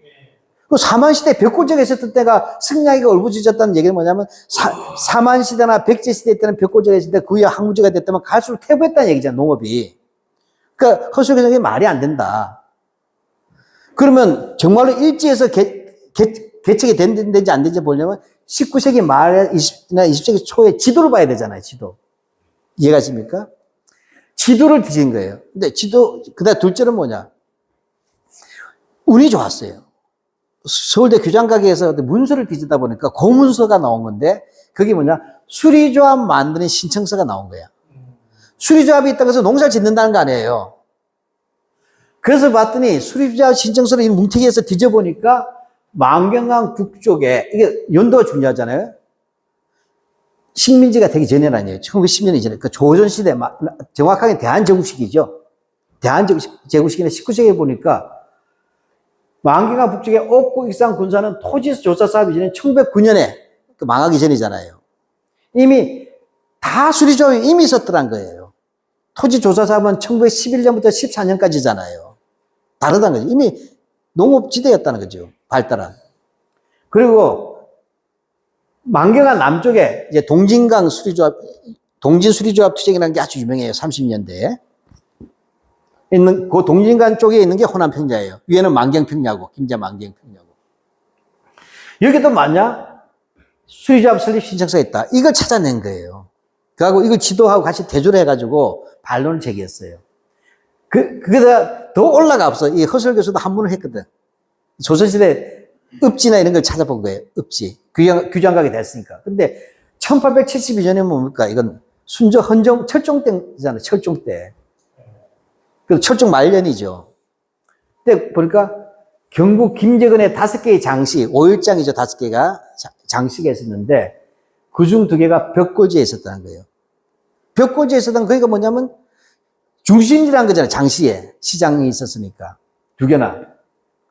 만약에 여기가 이용훈 주장자 개뿔이었다면 어떻게 5장이 열릴 수 있겠는가? 이해가시겠죠? 그래서 뭐냐면 허수일 교수가 이거 워낙 길어서 내가 요약만 한 겁니다. 딱 제일 핵심만. 그래서 허수일 교수가 이용훈의 주장을 하나하나 뜯어보면 이용훈이야말로 모두 거짓말했다. 이게 답이에요. 그래서 내가 밑에다 팁이 이제 왜 이용훈은 이렇게 이 김제에 예민했을까 하면 바로 뉴라이트 식민지 근대화론 성지가 여기에요. 이건 제가 다음 시간에 식민지 근대화론 일제시대 교과서를 예를 들어 썼을 때 어떻게 생각해 보면 됩니다. 즉, 그래서 이용훈은 김제 옥구 만경평야 일대를 일제가 조선 식민지 농업 개발의 최대 성과를 이룬 곳이자 자기 식민지 근대화의 출발 지점이기 때문에. 그래서 제가 민족문제연구소에 있을 때 허수일 교수님이 우리 민족문제연구소 연구원들 한번 내려오라 그랬어요. 그리고 갔더니 자기는 건강도 좋지 않고 그렇게 또 대중적인 것도 없으니까 내가 오늘 다 전수해 주겠다. 쉽게 말하면 이 논쟁했던 그 아리랑의 무대에 나오는 그 하시모토 농장 이런 게 있잖아요. 다 실제 있었던 거잖아요. 그래서 우리가 다 기록을 했었어요. 근데 우리 몰랐지. 이 양반이 아민 줄을. 그래서 민족문제연구소가 이것 좀 이어서 바로 여기만 무너뜨리면 농업에서 식민지 근대화론은 무너진다는 거예요. 예. 그런 예화도 있다. 예. 네. 넘어가겠습니다. 끝났죠? 5분만 쉬었다가 할까요? 그냥 스트레스. 예. 좋은 것 같아, 좀. 왜냐면 뒤에는 복잡한 게 아니거든. 다음에 뭐죠? 다음 게? 다음 게? 네, 조금 몇 초. 더 빨리 해서 빨리 끝내시죠, 뭐. 그럴까요? 네. 아니, 요거는 오늘 이야기식으로 해도 되는 거니까. 그럼 이것도 어렵지 않아요. 식민지 근대화론이 아니라 문명 개화론. 이것도 어렵지 않아요. 뉴라이트가 법치와 제가 왜냐면 오늘까지 경제보다는 이걸 좀 별로 안 들어보신 내용이니까 얘들이 얼마나 미쳤는가 보니까 식민지 근대화론에서 일제강점기는 문명 개화의 역사라고 보는 거예요. 근데 그 핵심이 뭐냐? 법치와 인권이라는 개념이 이때 확립이 됐다는 얘기예요. 일제에 의해서. 그래서 법치와 인권의 개념이 확립되고 보급된 시기하면 얘들의 교과서는 다 이렇게 써 있는 거예요. 자, 넘어가겠습니다. 자, 이용훈이가 대한민국 이야기에서는 이렇게 대한민국 이야기는 두꺼운 책이 있어요. 여기에서는 보면 그렇게까지 극렬하지는 않았어요. 근데 가면 갈수록 인간이 나빠진 케이스예요. 극렬해지고. 식민지 근대화론은 원래 일본은 조선을 영구 병합시키려고 했다는 거예요. 영구 병합시키려고 했다. 그러니까 영구 병합을 하려다 보니까 뭐예요? 일본과 똑같이 않으면 영구 병합이 안 될 거 아니냐. 그래서 동화주의로 갔다는 얘기예요. 동화주의로. 그러니까 아주 영구 병합이라는 목적을 달성하기 위해서는 조선의 사회와 경제를 일본과 같은 것이 된다. 그렇게 하기 위해서 묘하게 연결시켜요. 그렇게 하려면 일본의 법과 제도와 문화를 조선에 인식해야 된다. 그러니까 수탈 같은 것의 민심을 읽기보다 이런 프로젝트에 매달렸다. 그 다른 말은 뭐죠? 일본인과 조선인을 동등한 권리를 주려고 했다는 얘기잖아요. 그래야 영구병합입니다. 안 그러면 조선인이 말 안 들을 거다. 그러니까 아주 스무스하게 이렇게 얘기합니다. 그래서 이제, 자, 넘어가겠습니다. 그래서 그 프로젝트가 아까 민사령 제가 미리 설명드린 이거예요. 예. 이상하게 넘어가요. 조선 민사령이라는 것이 있는데, 근데 그때 일본의 민법이 있었는데 보면 똑같다는 거예요. 일본, 이렇게 되죠. 조선 민사령은 일본의 민법 체계를 그대로 베꼈을 거 아니에요. 그죠? 당연히.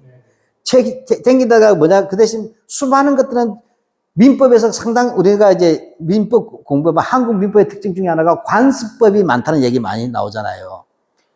관습법은 그래서 살려놓은 거예요. 그러니까 남존 여비 같은 것도 다 있었단 말이에요. 이혼도 안 되는 거 있잖아요. 이런 거, 위자료 이런 문제들. 근데 어쨌든 딱 그래서 갑자기 건너뛰어요. 민법의 핵심 원리는 뭐냐? 사적 자유, 사적 자치의 원리라고도 하는 이 원칙인데 갑자기 민법의 근본 원리로 가서 인간은 국가나 다른 사람에 구속되지 않은 자유로운 존재로서 그 사회생활과 경제생활은 자신의 자유로운 의사에 따른다. 이렇게 얘기해서 자연스럽게 이걸로 얘기합니다.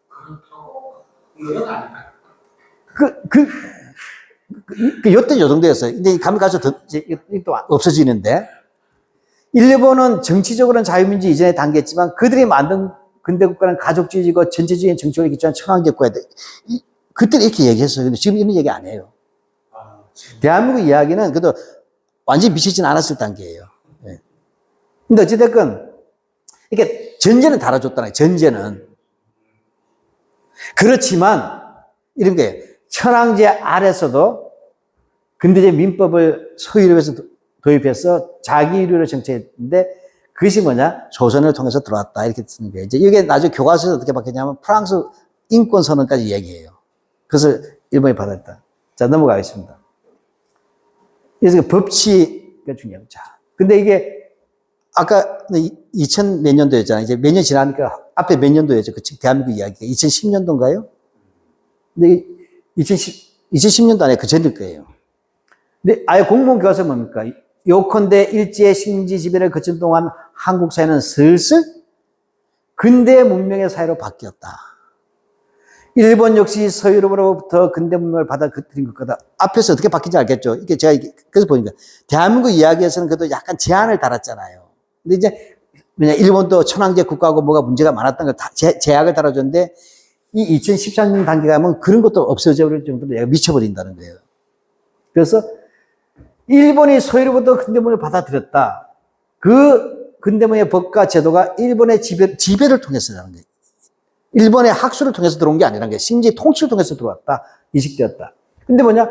그러면 잘 보세요. 이게 굉장히 중요한 단어예요. 그러니까 이 근대 문명의 법과 제도가 그건 있어요. 학술적으로 들어올 수 있잖아요. 학술적으로는. 그렇죠? 근데 이 용어를 그렇게 쓴 게 아니에요. 일본의 지배를 통해서라는 것은 통치기구라는 거죠. 법. 그렇죠? 시스템으로 통해서 들어왔다는 거예요.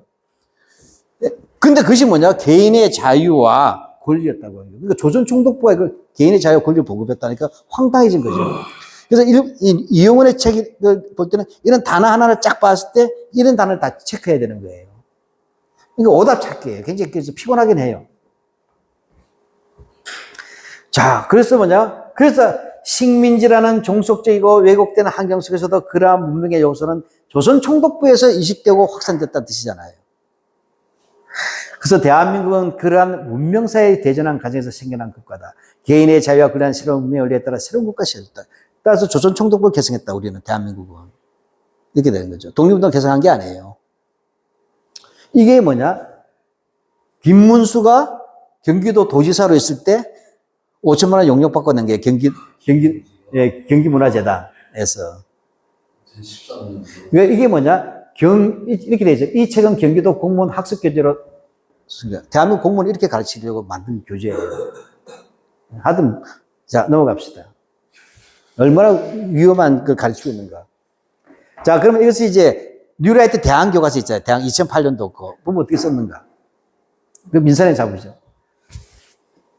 이거는 아까 그것보다 좀 빠르시게 나온 책이지만, 조선 총독부가 제정한 법률 가운데 가장 지금까지도 영향을 주고서 민법이 되게 맞는 거잖아요. 그죠? 우리가 그때 뭐 굉장히 많았어요.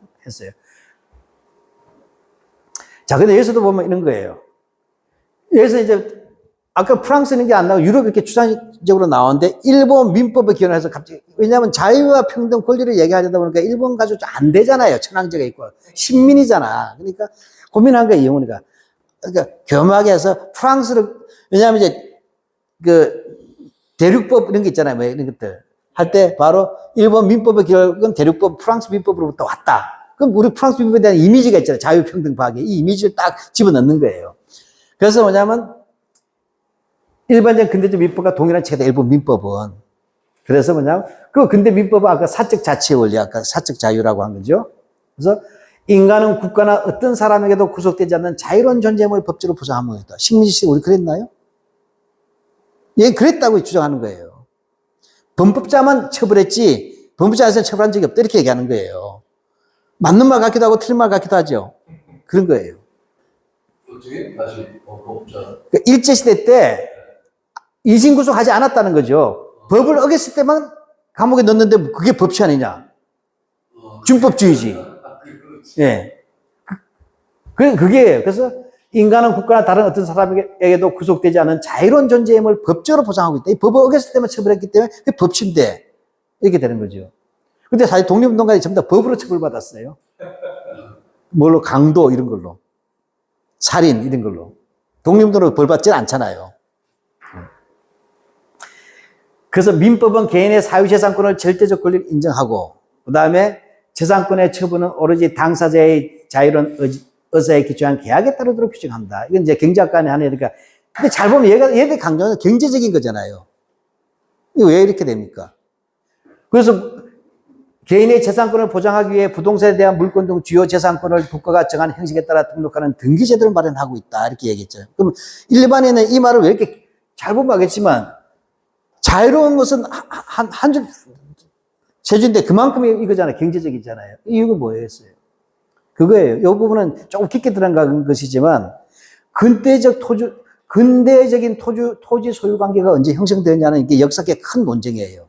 그 일제시기의 마르크스주의 경제학자들 사이에는 토지 조사 사업을 어떻게 볼 것인가인데, 문제는 11년부터 1914년까지 이루어졌던 토지 조사 사업이라는 부분을 평가하려다 보니까 뭐냐면, 대한제국 시기에 광무 황제가 있었죠, 고종. 광무 황제 때 토지 조사 사업을 했단 말이에요. 숙종 때 이후로 거의 200년 지난 다음에 토지 조사 사업을 했단 말이에요. 이걸 우리가 광무 양전지계라 그래요. 광무 토지 조사 사업. 그러니까 김용섭 선생 같은 경우에는 이거 왜 그러냐면 이거죠. 근대로 간다고 할 때 제일 중요한 게 뭐냐면 일물일권주의잖아요. 그게 없으면 법적인 권리가 안 된다. 근데 조선시대는 뭐냐면 여기 소유권에다가 수조권이 있고 복잡한 중증적인 토지 소유 관계에 있었다. 이런 논쟁이 있었거든. 또 도조권도 있고 복잡해요. 그러니까 이런 것들을 없애고 토지 하나에는 한 명의 소유자만 있어야 된다. 이게 일물일권이거든. 이게 근대적 소유권의 확립이에요. 그 말을 하는 거거든요. 그래야 재산권이 확립이 된다.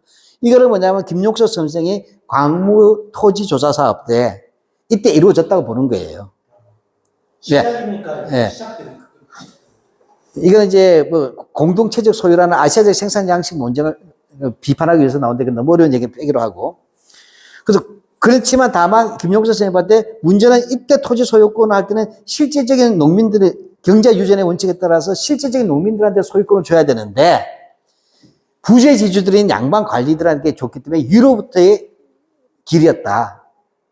따라서 이 부분에서는 경제 유전의 원칙이 깨어지고 근대적인 토지 소유권이라서는 일물일권주의는 관철되었지만 정작 이 토지의 주인이 돼야 될 사람은 경제 유전의 원칙에 따라서 농민들에게 돌아가야 됨에도 불구하고 궁방전 같은 것들이 이런 것들이 지주한테나 지배계층에 돌아갔다. 그래서 이로부터 프로시안적 길이었다 이렇게 얘기를 하는 거예요. 따라서 이러한 부분에 대해서 농민들의 불만이 쌓일 수밖에 없지 않느냐. 이 농민의 불만이 쌓인 것이 터진 것이 뭐냐? 1930년대 농민들의 항쟁이었다. 소작쟁이였다는 거예요. 그리고 이것이 해방되면 북한에서는 해주고 남한에서 안 해주고 남북으로 분단되면서 그 두 가지가 아래로부터의 길에 대한 투쟁이 있었다는 것이에요. 그게 김영석 선생의 틀이거든. 그러니까 이제 김영석은 위로부터의 길이 있었고 이 위로부터의 길에 대한 저항으로서 아래로부터의 길이 있었고 그 부분을 수렴한 게 북한이 되는 거죠. 어떻게 보면. 권력을 붙잡고서. 이건 안 해주면 안 되니까. 남한 또 안 해주면 안 되니까 했는데 여기는 유상몰수, 유상분배를 갖고 북한은 무상몰수, 무상분배를 갖다 하는 두 개가 필연적일 수밖에 없다. 그건 강무계획 자체가 그랬기 때문에 위로부터 나왔기 때문에 농민적 토지 소유라는 것이 실현되지 않았다. 이 부분이라는 부분에서 있었고 그것을 실현하기 위한 과정이었다. 이게 보는 게 김영수 선생의 농업운동사관이에요. 근데 이영훈이가 웃기지 마라. 그거는 중세적 토지 소유 관계에 대한 확인이야. 진정한 근대적 토지 소유 관계는 일제가 해줘서 이걸 해주기 위해서 길게 쓴 거예요. 네. 네, 하여튼 제가 여기는 참고로 이게 너무 깊은 내용이지만, 그런 배우가 있다. 네, 넘어가겠습니다. 자, 그럼 이거는 교학사 교과서예요. 네, 그러니까 재밌어요. 진짜 이거 뭐냐면, 검정교과서 통과가 된 거잖아요. 통과됐는데 전국에서 2학교밖에 안 받는 바람에 그 중에 부산에 있는 학교 하나는 박근혜가 이사장인가 있는 데예요. 이사로. 자, 이거 보면 이용훈의 책을 뺏긴 거예요. 뺏긴 건데 아까 말했던 대한교과서를 뺏겨서 거의 냈어요. 자, 일제가 가르친 좋은 규율이라고 해서 이렇게 썼어요. 시간관념의 변화. 이거 교과서 그대로예요. 제가 이거 읽고 기가 막혔는데 일제강점기에 한국인들은 시간 사용의 합리화와 생활 습관의 개선을 일제로부터 강요받았다 이렇게 썼어요. 시간 사유의 합리화 무슨 거예요? 일단 문장부터가 일본식 문장이죠. 교과서 이렇게 쓰면 안 돼요. 일제강점기에 한국인들은 로부터 강요받았다 이렇게 수동태를 안 씁니다. 이 교과서 문장은. 그렇게 쓰면 우리나라 알지나 최 선생 이렇게 문장하면 일제로부터가 일제에게 강요받았다. 일제가 강요해서 이렇게 써야 되는데, 일단은 그렇게 나와, 국문학자들은. 근데 우리가 볼 때 내용을 봤어. 문제 핵심이 그래요. 시간 사용의 합리화나 생활 습관은 좋은 거잖아요. 근데 강요받았다는 말이 걸리잖아요. 뭐죠? 좀 착하게 살라고 하는데 애들이 무지해서 안 들으니까 할 수 없이 강제했다. 이해갑니까? 그러니까 이 강요란 말은 시간 사용의 합리화 생활 습관의 개선을 일제가 강요했다 할 때 이 말의 핵심은 뭐냐면 조선에는 무지해서 시간을 합리적으로 사용하라고 하고 생활 습관을 고치라고 했는데 안 들어 처먹으니까 할 수 없이 계몽을 강제적으로 했다 이런 뜻이에요. 그러니까 한국인이 무지몽매했다는 뜻이 같이 담겼어요. 좋은 근대 규율이. 그래서 일제는 시간과 관련해 양력을 따를 것, 집부, 집회, 방문 등하기 시간에 약속 시간을 지킬 것, 시간을 효율적으로 사용할 것을 했다. 그래서, 근데 그 다음에 이렇게 쭉 해놓고 나쁜 거 아니잖아요, 어떻게 보면. 그래서 일제의 식민지 지배가 지속될수록 근대적 시간관념은 한국인에게 점차 수용되어 갔다. 이렇게 해서 코리안 타임이 사라지게 됐다. 이 얘기를 하는 거예요. 근데, 그래놓고 생각해보니까 일제가 이처럼 근대적인 시간관념을 보급하기 위해 힘쓴 이유는 무엇일까? 약속 잘 지키라고 하잖아요. 근대적 인간이 되라고 하잖아요. 얘들이 뭐냐면 책을 어설프게 본 거예요. 근대와 시간 이런 책들 많잖아요. 근대의 공간이 어떻게 바뀌고 시간적 개념이 어떻게 바뀌는가. 시계가 만들어지고 그다음 길거리에 시계를 두는 이유가 뭔가 광장에다 이러니까 이제 주워 들은 거야. 이영훈이나. 그래서 대충 이렇게 한 거예요. 문명화의 제시로서. 근데 일제가 이제 근대 시간을 좀 보고 힘쓰는 이유를 토론 주제로 잡은 것 자체가 말이 됩니까? 네. 네, 넘어가겠습니다. 중요한 건 일본의 마음. 네. 네, 넘어가죠. 네. 뭐 이렇게 깊게 토론 안 하고 읽어보시면 이런 정도였다. 여기에 대해서 뭐냐면, 이 내용이, 아까 대한교과서에 뺏긴 건데, 대한교과서는 다 정답이 나와 있어. 이렇게 뭐냐면, 보급하려고 하는 이유가 뭔가에 대해서 뉴라이트 대한교과서 참고하시오 하면 되는 거야. 그게 정답이 나와 있어. 근대 국가의 운영을 위해서는 반드시 필요하거나 그 필요성이 일부라도 인정되는 사항이었다는 말이 추가가 됐어요. 네. 이거는 뭐냐면, 자, 넘어갑시다. 하여튼, 이것도 그거네요. 자, 이것도 사망자는 공동묘지에 묻거나 화장해야 됐고, 이건 무슨 뜻이에요? 한국에는 사람이 죽으면 길에다 버렸다는 얘기 하는 거예요. 아니면 산에다가 개인 가족묘를 해가지고 늘 산에 그 문제가 산송, 알죠? 묘지 분쟁, 이런 것이 일어났다. 그 사망자는 공동묘지에 묻거나 화장해야 됐다 얘기할 때 우리는 공동묘지에 묻지 않고 아무데나 막 사장을 하거나 개인장 하거나 아니면 그냥 했다. 사적으로 묘지를 만들려면 허가를 받아야 했다. 개인적으로 함부로 묘 못 쓰겠다. 그 다음에 소등을 도살할 경우에도 도살장 위에서 금지되었고, 기억나죠, 여러분? 백호리. 어떻게 했어? 어릴 때 다리 밑에서 목매다가 개 패듯이 개 잡을 우린 그런 민족이다. 이거 가르쳐 주는 거예요. 담배를 경제할 때도 허가를 받아야 됐다. 이거 갑자기 뭘 얘기하는 거예요? 그렇죠. 이 담배는 연초세 엄청나게 수탈하는 거예요. 담배세가 간접세를 갖는 거예요. 왜냐하면 토지세가 생각보다 안 나온 거야. 소출량이 별로 안 좋으니까.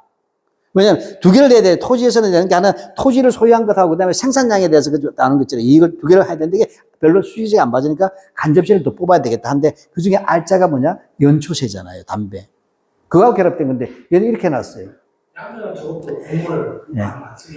민간에서는 집안 되던 대로는 술을 만들 수 없게 되었다. 허가받은 양주장에서만 술을 먹겠다. 위생이라고 하는 거예요. 근대적 위생 개념. 네. 허가받은 양주장에서 밀주 금지야. 자, 일제가 강요한 이러한 규율들은 한국인의 근대식을 일으키게 되지만 일제의 지배에 반발하는 의식을 배양하기도 했다. 근대화에 반발했다는 거죠. 한국의 일부는. 네. 하여튼 넘어갑시다. 그러니까 이거 읽어본 사람은 이게 거기서 채택할 수 없다는 거 아실 거예요. 자, 넘어갈까요? 다음 페이지. 자, 여기서 이제 우리 또, 젊었을 때 사진인데, 이게 지금 뭐예요? 동북아 역사재단 이사장 박지향이 책을 하나 냈어요. 작은 섬나라 영국은 어떻게 세계를 지배했는가? 그건 말이 돼, 제목이. 근데 주제가 뭐냐? 결론이 제국의 품격이야. 이 박지향의 논문 주제는 뭐냐? 이거예요. 난 이거 돈 주고 사기 너무 아깝더라고, 진짜. 영국이 해가 지지 않는 나라였잖아요. 그 조그만 섬나라.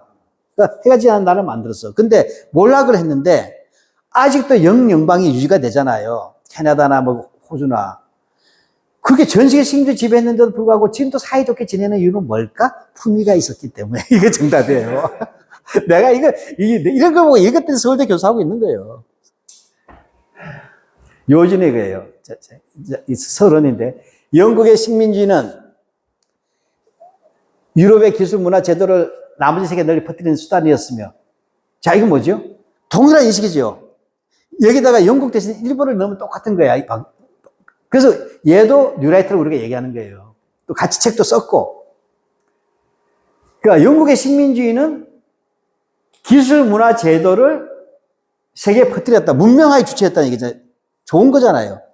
그게 좀 강제적으로 진행되기 어렵죠. 아까 뉴라이트 교과서하고 똑같잖아. 강제하였다고 똑같은 거야. 주변부를 세계화로 이끌고 자본주의 편입시키는 중대한 가업을 있게 했던 긍정적 시각도 있다. 그런데 노예제나 경제적 종속과 동시에는 부정적 시각에 딱 두 단어밖에. 노예제나 경제적 종속. 플랜테이션 농업 이런 거 얘기할 것 같아요. 아니면 그 영국 노예제 있었잖아요. 아프리카인데 들어왔어요. 그런 것들.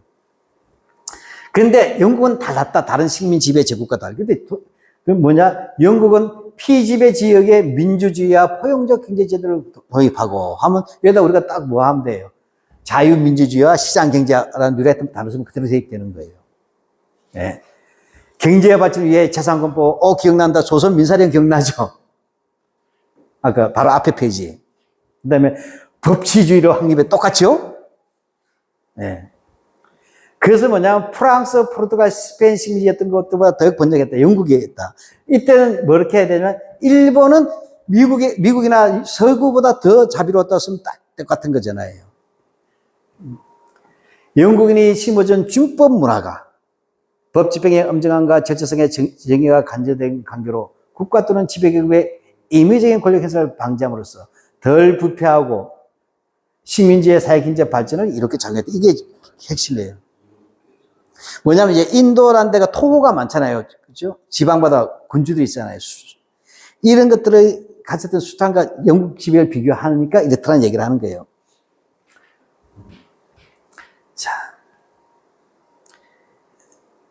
자, 그래서 결론이 영제국의 권력은 프랑스나 일본보다 덜 강압적이다. 여기서는 일본이 섭섭할 만한데 이게 제국의 품격이에요. 다음 페이지 한번 볼까요? 이거 가지고 독후감을 누가 썼더라, 독후감을. 그래서 이런 책을 읽으면 애가 어떻게, 애는 알겠다. 나이 좀 든 사람이 되겠다. 맛이 어떻게 하는가. 내가 이 박지양의 책을 읽어보니까 우선 박지양이는 영국의 역사를 공부하면서 참으로 배울 점이 많은 나라임을 절감했다. 제국주의 국가로서. 진실로 해가지지 않은 대영 제국이었다. 라고 합니다. 그래서 얼마나 겸손하냐면 얘들은 대영제국을 쓰지 않고 영제국을 했는데 그렇게 겸손하다고 얘기하는 거예요. 내가 볼 때 이 책 쓸 때 영국 돈 받지 않았나 싶어요. 이상하게. 그러니까 그레이트 브리티시라는 말을 안 쓴다니까. 그냥 브리티시 뮤지엄을 쓴다는 거예요. 그거 가지고도 한다. 현재 영마은 모두 53개 회원국인데 다 지금도 연대를 이어간다. 이건 뭐냐? 그것이 가능했던 것은 박정은 영제국은 제국이 해체될 때도 아주 자연스럽게 해체했다는 거죠. 자비롭게. 덜 폭력적이고 도덕적 측면에서도 가장 덜 나쁜 제국, 점잖은 제국이라는 걸 알게 됐다. 아, 그러니까 뭐죠? 식민지로 지배했지만 그에다가 법치와 문명을 보급해줬고 품위 있게 해줬고 헤어질 때도 위자료 주고 헤어졌다 이거잖아요. 내가 볼 때 미친년 같아요.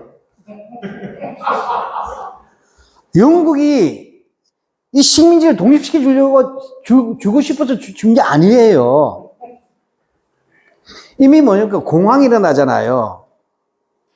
그 영국 대에서 유지가 안 돼. 미국이 뜨면서. 그러니까 파운드 블럭을 만들었잖아요. 파운드 블럭 나가다가 결국은 2차 세계대전 이후에 처칠이 얼마나 그 제국주의자인데 미국이 해체시킨 거예요. 사실은 세계적 전략에서 식민지를. 그래서 미국이 대체된 거죠. 영국을 꺾어내고. 그런 과정이고 또 다른 게 있어요. 또 뭐가 틀렸냐면 인도를 빼고 대부분의 영국의 식민지들은 뭔지 아세요? 원주민들이 굉장히 낮은 생산성이에요. 오스트레일리아 아보리지니라고 부르잖아요. 원주민들. 그 신석기 시대에 살고 있는 사람들이에요. 인구도 희박해. 사막에 살고. 그거 더 중요한 건 이 영국은 뭐냐면 식민을 한 거예요. 교과서 그대로. 캐나다에 프랑스 사람을 보낸 거잖아요. 미국에도 영국 사람을 보냈잖아요. 그 고전적 의미에서 보면 해외에다가 식민한 거야. 자기 사람을 보낸 거야. 그러니까 영국과의 호주의 관계가 나쁠 수가 없어요, 사실은. 왜? 영국에서 온 사람이잖아요.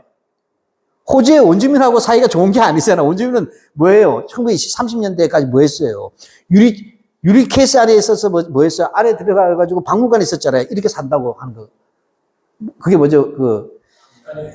엑스포 같은데. 진보 안 하는 인간. 예, 그렇죠. 그래서 박람회도 전시죠. 물론 조선인도 전시됐어요. 그렇게 된 거예요. 정확하게 말하면 대영적이 유지되었던 것은 식민지 모국 사람들이에요. 대부분 주류가, 권력적 주류가. 캐나다하고 사이가 좋을 수밖에. 내 고향이 영국인데. 그러니까 말이에요. 다른 거예요. 그러니까 내가 보면 도대체 이 책이 나는 이해가 안 가는 거예요. 자발적 명봉이야. 네. 그러니까 그래서 박지양이나 이용래 같은 놈들이에요. 이게 서울대 교수인 거예요. 다 우리 서울대 법 때문에 욕하면 안 돼. 서울대 교수들도 욕 좀 해야 돼. 넘어갑시다. 한번 보자는 거예요. 내가 그래서 이제 15분 나오죠. 자, 그러면 한번 보자. 제가 영국사는 잘 모르니까 넘어가고. 그러면 이런 거 할 때 아까 이제 법치가 뭐냐를 참 고민했죠. 법치가 뭐냐. 법에 의한 통치할 때 제일 중요한 건 기본법이잖아요. 그러면 제가 볼 때 식민지 조선을 다스리는 건 일본 천황이 직접 다스리지 않고 천황의 대권을 위임받은 총독이 다스리잖아요. 근데 이 총독은 뭐죠? 정치, 행정, 3권을 다 가지고 있는 거예요. 3권을. 자, 그래서 뭐냐면 조선 총독은 어느 정도의 지위냐면 일본 정부 내각의 통제를 받지 않습니다. 천황으로부터만 책임을 진다. 그래서 친임관이에요. 천황이 친히 임명하는 거야. 그래서 천황을 대신해서 하기 때문에 당연히 사법, 행정, 입법의 3권을 장악해서 법률에 해당하는 명령을 내릴 수 있는 소천황이라고 봐야 돼요. 이게 다케다라는 일본의 학자가 쓴 책에 나와요. 자, 기본적으로 뭐냐. 이 호소가라는 사람은 일제 시기에 때 좀 진보적인 학자였던 것 같아요. 양심적인 학자, 진보라 해야 양심적인 학자, 호소가. 이 사람은 식민지 전공이에요. 이 호소가라는 사람이 쓴 책에 보면 총독에게 있어서 광범위하게 모든 걸 줬다. 3권을 다 준 것이 바로 조선에 있어서의 정치의 근본이다. 이걸 알아야 된다. 총독 정치를 빼고는 이야기할 수 없다는 거예요. 네. 게다가 우리 뭐죠? 군바리들이 왔어요. 그죠? 군바리들이. 예, 넘어가겠습니다. 예, 그래서 뭐 이거 디테일한 건 넘어가기로 하고, 야, 그런 게 있다면 합시다. 나중에 읽으시면 다 아는 거니까. 여기에다 참고로 이제 시험 같으면 맹점 시험 문제가 있잖아요. 그 군 통수권은 뭘까? 근데 조선군 사령부는 누가 통제할까? 이 문제. 조선군 사령부. 용산에 있었던 거. 예. 군에 대해서도 가지고 있었다는 거예요. 예. 예. 조선에 주둔하고 있는 육해군의 통수권이 있다. 예. 그러니까 뭐예요? 3.1운동 때 군을 동원할 수 있죠. 물론 이제 일본 군부하고 연결은 돼야 되지만 총독은 동원할 수가 있다는 거예요. 그 다음에 여기서 참 이제 웃긴 게 뭐냐면 3권을 쥐고는 있지만 3권 분립은 안 돼 있었다. 이걸 아셔야 돼요. 무슨 얘기냐면 행정이 있잖아요. 행정. 그 다음에 입법 있잖아요. 그 다음에 사법이 있어야 되는데 우리 입법이 없어요. 국회가 없잖아요. 국회가. 총독부로 영으로 가잖아요. 근데 나중에 30년대 가서 지방의회가 만들어지지만 근데 일본이 그래서 뭐냐 재산에 따라서 피선국권이 주어지니까 일본이 위주로 간 거예요. 지방자치제도. 그거 있고, 그 다음에 세 번째, 사법도 뭐냐? 사법도 판사도 조선 총독부 재판국이잖아요. 총독 밑에 있어요. 분리가 안 됐다. 법무국 산하에 검사국이 있고, 그다음에 재판소가 있다. 이해가십니까? 그러다 보니까 자연히 어떻게 조선 총독 시대는 검찰과 재판소가 한 건물에 있게 된다. 이해갑니까? 우리도 분리된 게, 건물이 분리된 게 그렇게 오래되지 않아요. 네. 그러니까 이해가셨죠? 그러니까 판사도 누가 임명한다? 총독이 임명하는 거예요. 자, 그러니까 기본적으로 그래서 뭐냐면 입법, 행정, 사법, 군통수이 네 가지를 가지고 있다. 예, 넘어가죠. 자, 그러면 여기서 중요한 것은 뉴라이트는 항상 비판할 때 19세기 조선하고 비판하잖아요. 일제하고. 이해가십니까? 그렇게 비교하면 지금 2000년대에 대한민국이 잘 살아요. 1970년대 박정희가 더 잘 살아요. 당연히 지금 더 잘 살잖아요. 그런 비교는 정직하지 않잖아요. 그러려면 우리가 뭐냐. 그럼 일제가 식민지로 다스렸을 무렵에 일본의 헌법이 뭐냐면 메이지 헌법이잖아. 구헌법이라고 얘기하는 거. 메이지 헌법을 보자는 거예요. 도대체 뭐가 여기 민주주의가 있는가? 제1조 대일본 제국은 만세 일개의 천황이 통치한다. 그렇죠? 제2조 황희는 황실 전범이 정한 바에 따라 황남 자손이 이렇게 개성한다. 남자만이 개성할 있다. 가부장제죠. 그 다음에 3조 천황은 신성불가침이라고 얘기했잖아요. 이게 나중에 천황제 파시즘으로 가는 거잖아요. 현인신을 모시면서.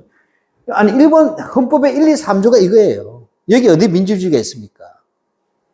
여기에 대한 해방 이후에, 일본이 패전한 이후에 메가더가 만들어진 것이 뭐냐. 제1조 천황은 일본국의 상징이다. 이제는 상징이고 국민통합의 상징이고 그 지위는 주권을 지닌 일본 국민의 총이라지만 이건 합의에 안되는 거죠. 격한시켰지만 천황제를 남기긴 남겼어요. 모호하게. 그러나 어쨌든 달라졌어요. 근데 이거에 여기에 대해서 이또 히로부미가 이제 해설을 썼어요. 그게 대일본 제국 헌법에 대해서 뭐냐면 그 교주라 해서 또 히로부미가 법 만든 놈이니까 이거를. 예. 그래서 천황이 조정으로부터 자손에게 전하고 그다음에 중요한 것은 국민이 아니라는 얘기죠. 국민이 아니고 신민이다. 신하로서의, 그러니까 예속민이라는 얘기예요, 백성들이. 주권자가 아니라는 얘기예요. 주권은 천황에게 있다. 그러니까 우리는 뭐냐? 신하로서의 백성이다. 신민을 쓰는 거예요. 이게 발전하면 황국신민이 되는 거잖아요. 그 다음에 주체사상과 똑같아. 내수론. 추억의 주체사상. 내수론 들어보셨죠? 비유하건대 우리 사지백해, 그러니까 우리 구멍들하고 이 네 가지 팔다리가 있고 정신의 모든 경락들은 모두가 그 근본이 뇌로 돌아가듯이 천황에게도 우리는 돌아가야 된다. 이렇게 돼 있어요. 이게 헌법 해석이에요. 여기 어디 민주주의가 있습니까? 넘어가죠. 그럼 이 헌법하고 우리는 비교해볼 때 우리는 정확하게 대한민국 임시정부와 비교해야 되는데 왜 이것을 너희들은 꼭 조선시대 있잖아요. 경국대전하고 비교한단 말이야. 경국대전 그것도 개정판 있잖아요. 대전회통 같은 거. 그렇게 하면 안 되지. 우리도 비교해 봅시다. 이게 대한제국에서는 대한국제라는 게 있어요. 대한국제. 이게 헌법 대용이에요. 대한제국에 보게 되면 대한제국은 전제정치라고 얘기했어요. 전제정치. 그래서 우리가, 그러니까 대한제국이니까 황제가 전제한다는 얘기인데, 황제께서는 무한한 군권을 누린다. 이렇게 했어요. 무한 군권이에요. 그리고 신민들은 황제가 갖고 계신 군권을 침손할 행위가 있으면 신민의 도를 잃은 자다. 작살내겠다는 얘기잖아요. 이거는 명백하게 일본 헌법을 봤던 거예요. 그것도 더 나빠요. 이걸 서울대학교 이태진 교수는 뭐냐면 고종을 가지고 내가 여기서 했잖아요. 교과서는 이렇게 바뀐 거. 광무개혁 있잖아요. 광무개혁. 시험에 꼭 나오잖아요. 자제분들이 고등학교 뭐냐면 광무개혁을 통해서 뭐냐면 이태진은 고종 황제를 어떤 사람을 보냐면 태종과 정조를 합친 임금이라고 얘기해요. 이태진 교수는. 그리고 이 광무개혁 덕분에 우리가 스스로 자주적 근대를 할 수 있었는데 일제 식민지가 되는 바람에 광무개혁이 안 되고 일제에서 식민지 근대화가 됐다. 이렇게 보는 거예요. 식민지적 근대화. 그에 대해서 뭐냐면 이제 강만길 선생이라도 우리 학교 원장인 강만 선생님은 아니다. 아니다. 이따위 헌법을 만들었기 때문에 아래로부터 백성들이 주인의식이 없으니까 함께 손을 잡을 수 없다. 그러니까 고종이 양보를 했어야 된다는 얘기를 한 거예요. 강만길 선생님은. 최소한 입헌군주제로 가더라도 이따위 프로신 행위 아니라 영국회로 가야지 나오지. 그렇게 안 가고 이따위 하니까 누가 이 다양한 제국을 위해서 싸워봤자 난 또다시 신민이 되는데, 그러니까 강만 선생님은 이 광무개혁을 부정적으로 보는 거예요. 분명히 근대로 가긴 갔지만 입헌군주제, 전제군주제지 아니냐. 내용은 사실은 입헌군주제 영국식으로 못 간 거 아니냐. 이렇게 갔기 때문에 광무개혁은 제한적으로 파악해야 된다는 거예요. 그래서 국권주의지 민권주의가 아니라고 보는 거예요. 그래서 민권은 아래부터 올라오고 있었다. 독립회표나 이렇게 보는 거예요. 김용섭 선생 같은 경우에는 이거는 문제가 있지만 그래도 토지개혁은 좀 봐줄 만하다. 이렇게 보는 거예요. 그거는 참고로 서비스로 제가 말씀드린 거예요. 그건 틀 아래 논문 읽어도 이해가 가는 거예요. 자, 근데 여기서부터 우리가 보면 1919년 3월 3.1운동 이후에 4월 11일 날 상해에서 임시정부 의회가 있어야 법을 만들잖아요. 그러니까 3월 10일 날 의정원에서 논의를 해가지고 임시헌장, 그러니까 헌법을 만든 거죠. 근데 시간도 없고 또 나라도 없으니까 약법 생시를 10장까지 만든 거예요. 헌법을. 총 10조죠. 요즘 말로 한 거예요. 그래서 잘 보십시오. 제1조 대한민국은 민주공화국으로 했잖아요. 그 다음에 뭐죠? 제3조가 뭡니까? 대한민국의 인민은 남녀, 기천, 빈부의 계급이 없이 일체평등하다. 이거하고 아까 일본 천황제 법 있잖아요. 천황헌법, 메이지헌법. 또는 이거 비교. 나는 비교를 하면 이 세 개를 놓고 비교해야 된다는 얘기예요. 근데 꼭 19세기에 무슨 19세기 말년에 고종이나 대원군 이야기하면서 비판하면 안 된다. 우리가 식민지인데 일본보다 열등하다는 우리는 뭐죠? 메이지헌법보다 더 낫지 않느냐는 얘기예요. 그래서 내가 하는 말은 이 3.1운동이라는 피해의 대가가 있어요. 이것도 가능했던 이유는 민중이 피를 흘렸기 때문에 발언권이 세진 거잖아요. 멤버십을 가지고 있잖아요. 내가 내 피값을 돌려받아야 된다. 그러면 내 피값에 해당하는 나라를 만들어 달라는 거잖아요. 그러니까 조선시대에 살았던 사람들임에도 불구하고 임시정부 의정원 사람들이 이 피값에 대해서 받아줘야 되니까. 그럼 뭐냐? 당신이 주인이 된 나라를 만들어주겠다 한 거잖아요.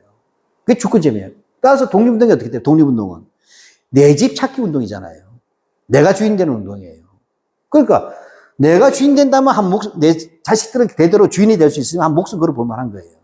그래서 잘 알아주셔야 될 게 일제강점기 독립운동자 공부할 때 그래서 민족주의 운동으로만 보면 큰 오류가 돼요. 한국의 독립운동은 민주공화정 수립운동과 함께 갔다. 이해가십니까? 그래서 한국 민주주의 운동의 출발도 됩니다. 그래서 한국의 독립운동은 민주주의라고 하는 빼들을 키워나가는 운동이고 좌우의 갈등조차도 뭐냐면 이 민주주의를 부르주아에게까지만 줄 것이냐 노동자 농민에게 줄 것이냐 아니면 절충할 것이냐 중간파 이것 때문에 갈라진 것이지 민족성 때문에 갈라진 게 아니란 말이에요. 그 강령적인 논쟁은 굉장히 중요하잖아요. 이 민주주의 어디까지 전진시킬 것이냐가 문제란 말이죠. 자, 이걸 보시면 내가 볼 때 이거 놓고 일본 헌법을 가지고 비교해야 되는데 누라이트 그렇게 하지 않는다는 거예요. 그래서 뭐냐, 이 사면운동을 단 한 글자 바뀌었어요. 대한제국 임시정부로 만들려고 하지 않고 대한민국 임시정부 할 때 제국에서 민국으로 했잖아요. 그렇죠?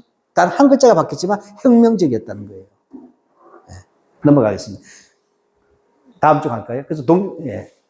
자, 그런데 아까 여기서 보면 알겠지만 임시정부 어정원에서 어떤 논쟁이 있었냐면 여성도 피선거권을 가진다를 넣자고 주장한 거예요. 근데 이게 굉장히 논쟁이 길었는데 결국 안 넣기로 했어요. 빼자. 왜? 여성도 피선거권을 갖는다는 말 자체가 여성에 대한 역차별이라는 거예요. 자, 차별이라는 거예요. 그러니까 모든 인민은 평등하다 이렇게 하면 되는 것이지 굳이 여성의 말을 넣을 필요 없다. 이미 모든 권리가 동등한데 왜 여성을 따로 떼놓으면 그 자체가 다른 차별이 있다는 얘기 아니냐. 그래서 바뀐 거예요. 그 의사록에 다 기록된 거예요. 자, 우리는 그래서 이미 여성 참여권이 돼 있잖아요. 보통은 흔히 해야 재산에, 보통 선거할 때 기준이 재산에 대한 거, 그 다음에 여성에 대한 거, 이 두 가지 축이잖아요. 미성년자는 어쩔 수 없으니까. 근데 여성의 참정권 보면 알겠지만, 세계에서 가장 먼저 된 게 뉴질랜드예요. 1893년이에요. 그 다음에 호주가 1902년, 핀란드 6년, 노르웨이 14년이에요. 스웨덴과 미국은 일부 지방주에서만 된 거예요. 영국은 뭐냐? 18년 2월 달에 여기서는 21세의 모든 남성이지만 여성은 일정 자격을 갖춘 30세. 이것도 차별을 쓴 거죠? 네. 그럼 우리가 더 진보한 거 아니에요? 네. 일본은 보자고. 얘들 무슨 보급을 해? 얘들은 1920년에 보통 선거권에 접근했다고 했어요, 얘들은. 왜냐하면 납세 요건을 비슷하다. 재산을 얼마나 가졌느냐에 따라서 피선거권이 있는 거예요. 말이 안 되잖아요. 그 제한 선거잖아요.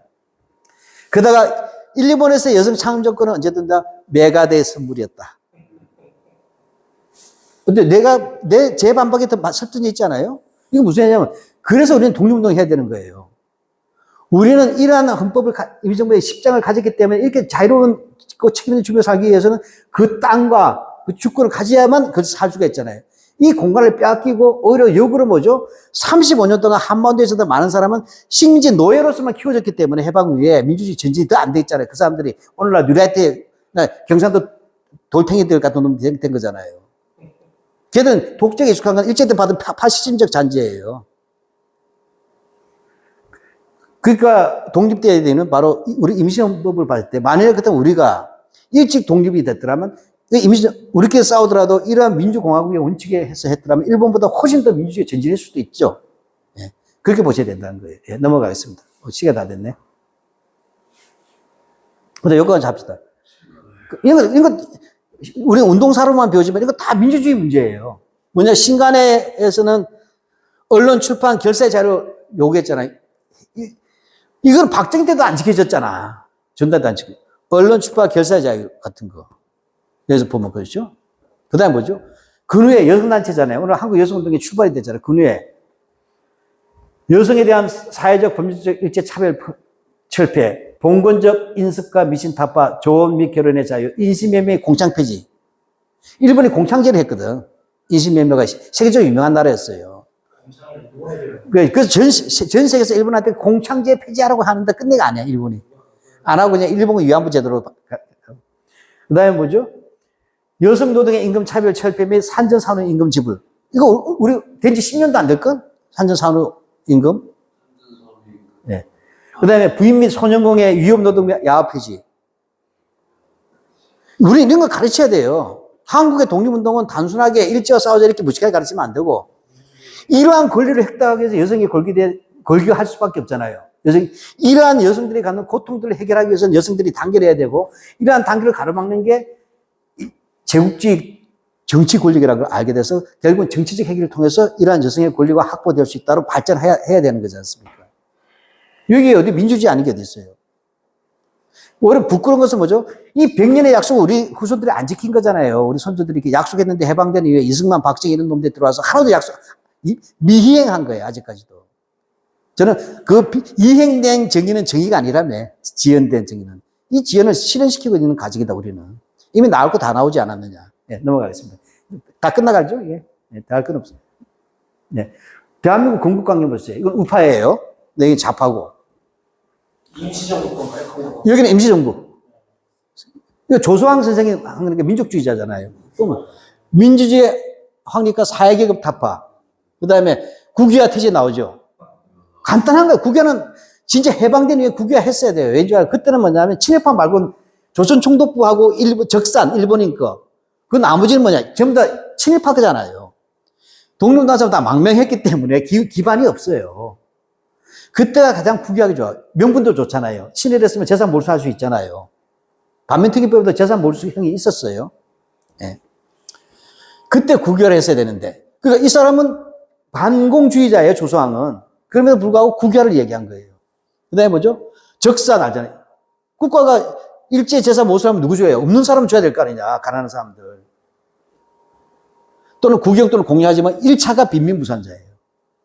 네, 노동자 윤영공 여성의 야간 노동 폐지하는 거예요. 연령, 지대, 시간의 불합리한 노동 금지. 여기도 우리도 불합리한 시간 같은 거 고시자고 하잖아요. 18세 이상 남녀 보통 선거권, 부상 의무교육 우리도 얘기하잖아요. 다른 게 없어요. 여기 좌파, 여기 화북에 이건 누구예요?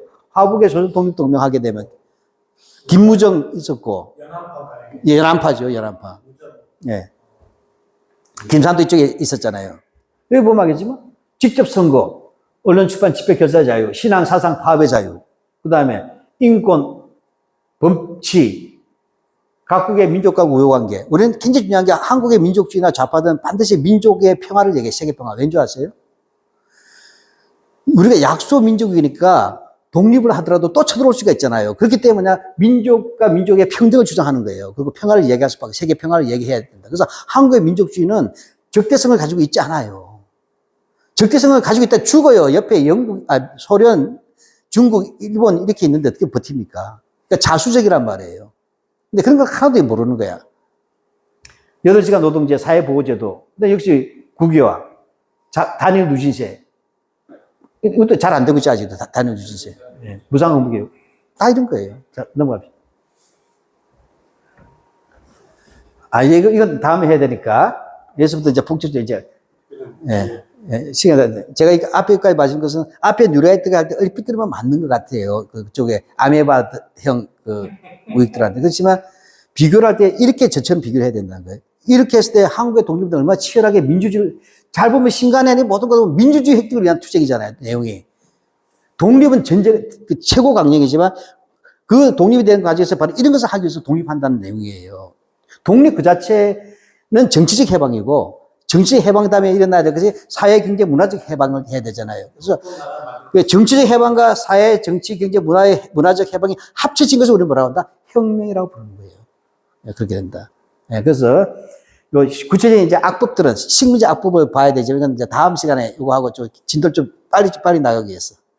오늘 제가 한 4일 동안 이제 경주에서 어머니 동국대병원에서 제가 간호하다 올라와서 집에서 씻지도 못하고 그대로 온 거거든요. 그래서 좀 강의가 말이 좀 지금 제대로 안 돼요. 대충 이 정도로 끝내겠습니다. 오늘 두 소가 없지만.